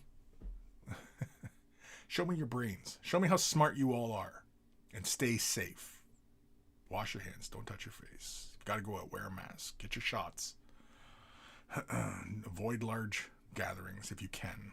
I realize this time of year it's really, really hard, but be considerate about it. But anyway, yeah, I know it's the whole fucking thing's all fucked up anyway now. It's all fucked up. But what are you gonna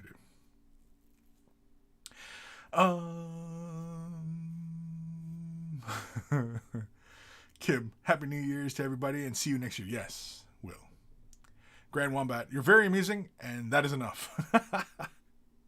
Well, I'm glad you think I'm amusing. You should send a letter to my kids and my wife and let them know that I am actually amusing. You don't have to say funny. You don't have to say informative. Just say amusing. He's amusing. Like, don't you find him amusing? Send them an email. Let them know. Like, for God's sakes, because they don't laugh at any of my shit. It's a dead room in here. It's dead. It's like nobody laughs at my shit. Now I'm not funny. And so I'm constantly questioning myself, like, am I funny? Do I, like, it's amazing people don't find me as funny as I do.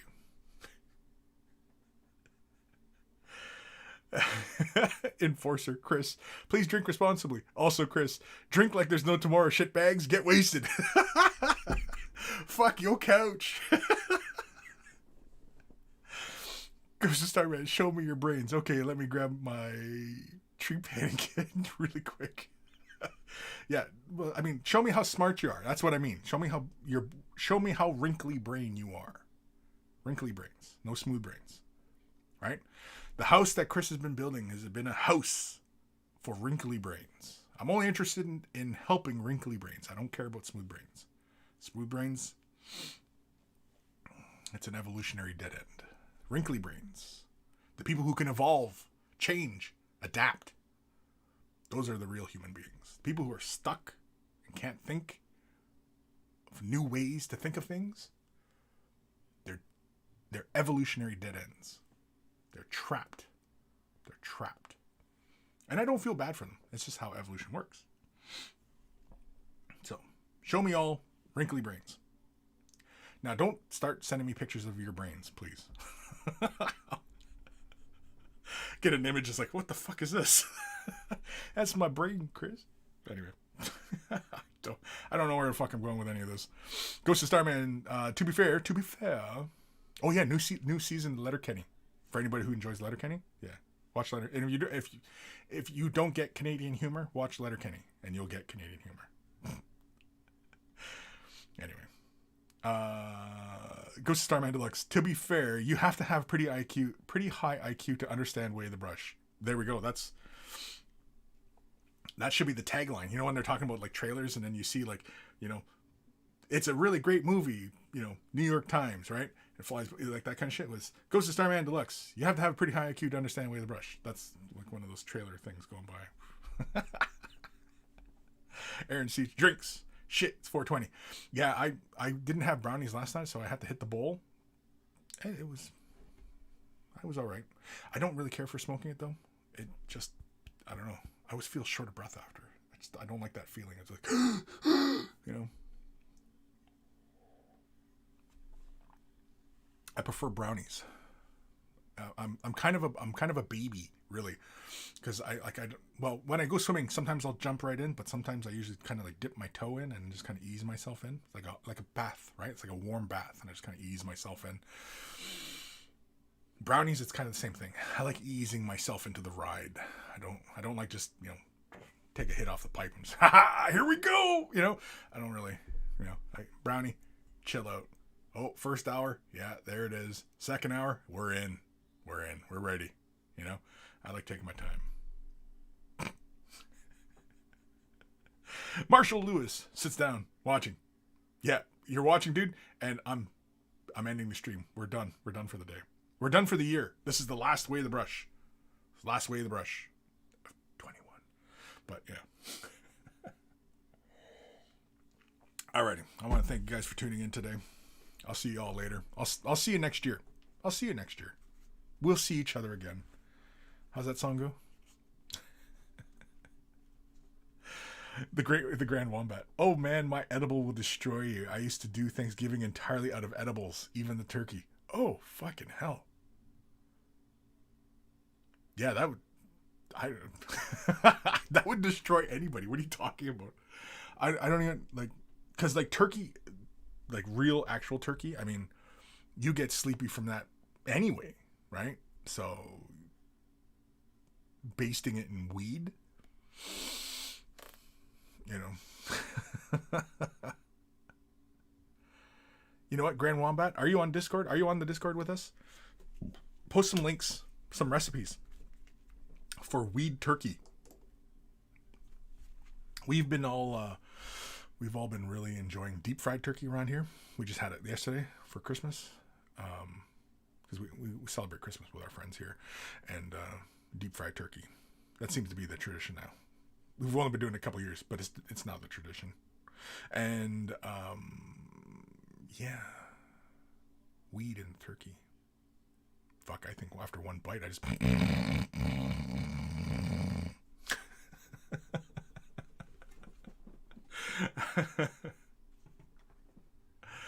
The Dark Commission, 39 years of space cadet and never eaten it, only smoked. Yeah, no, I like eating it.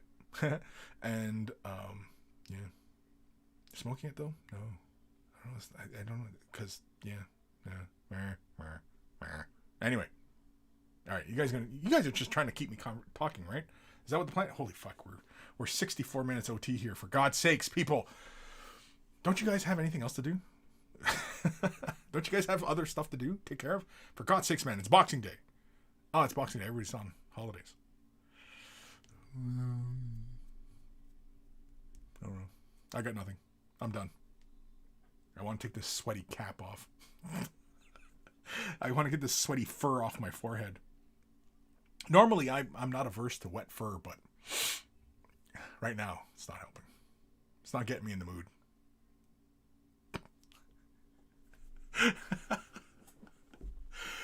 Take care of your brushes. They'll take care of you, and I will see you guys next year. Next year? Yeah, next year. Maybe.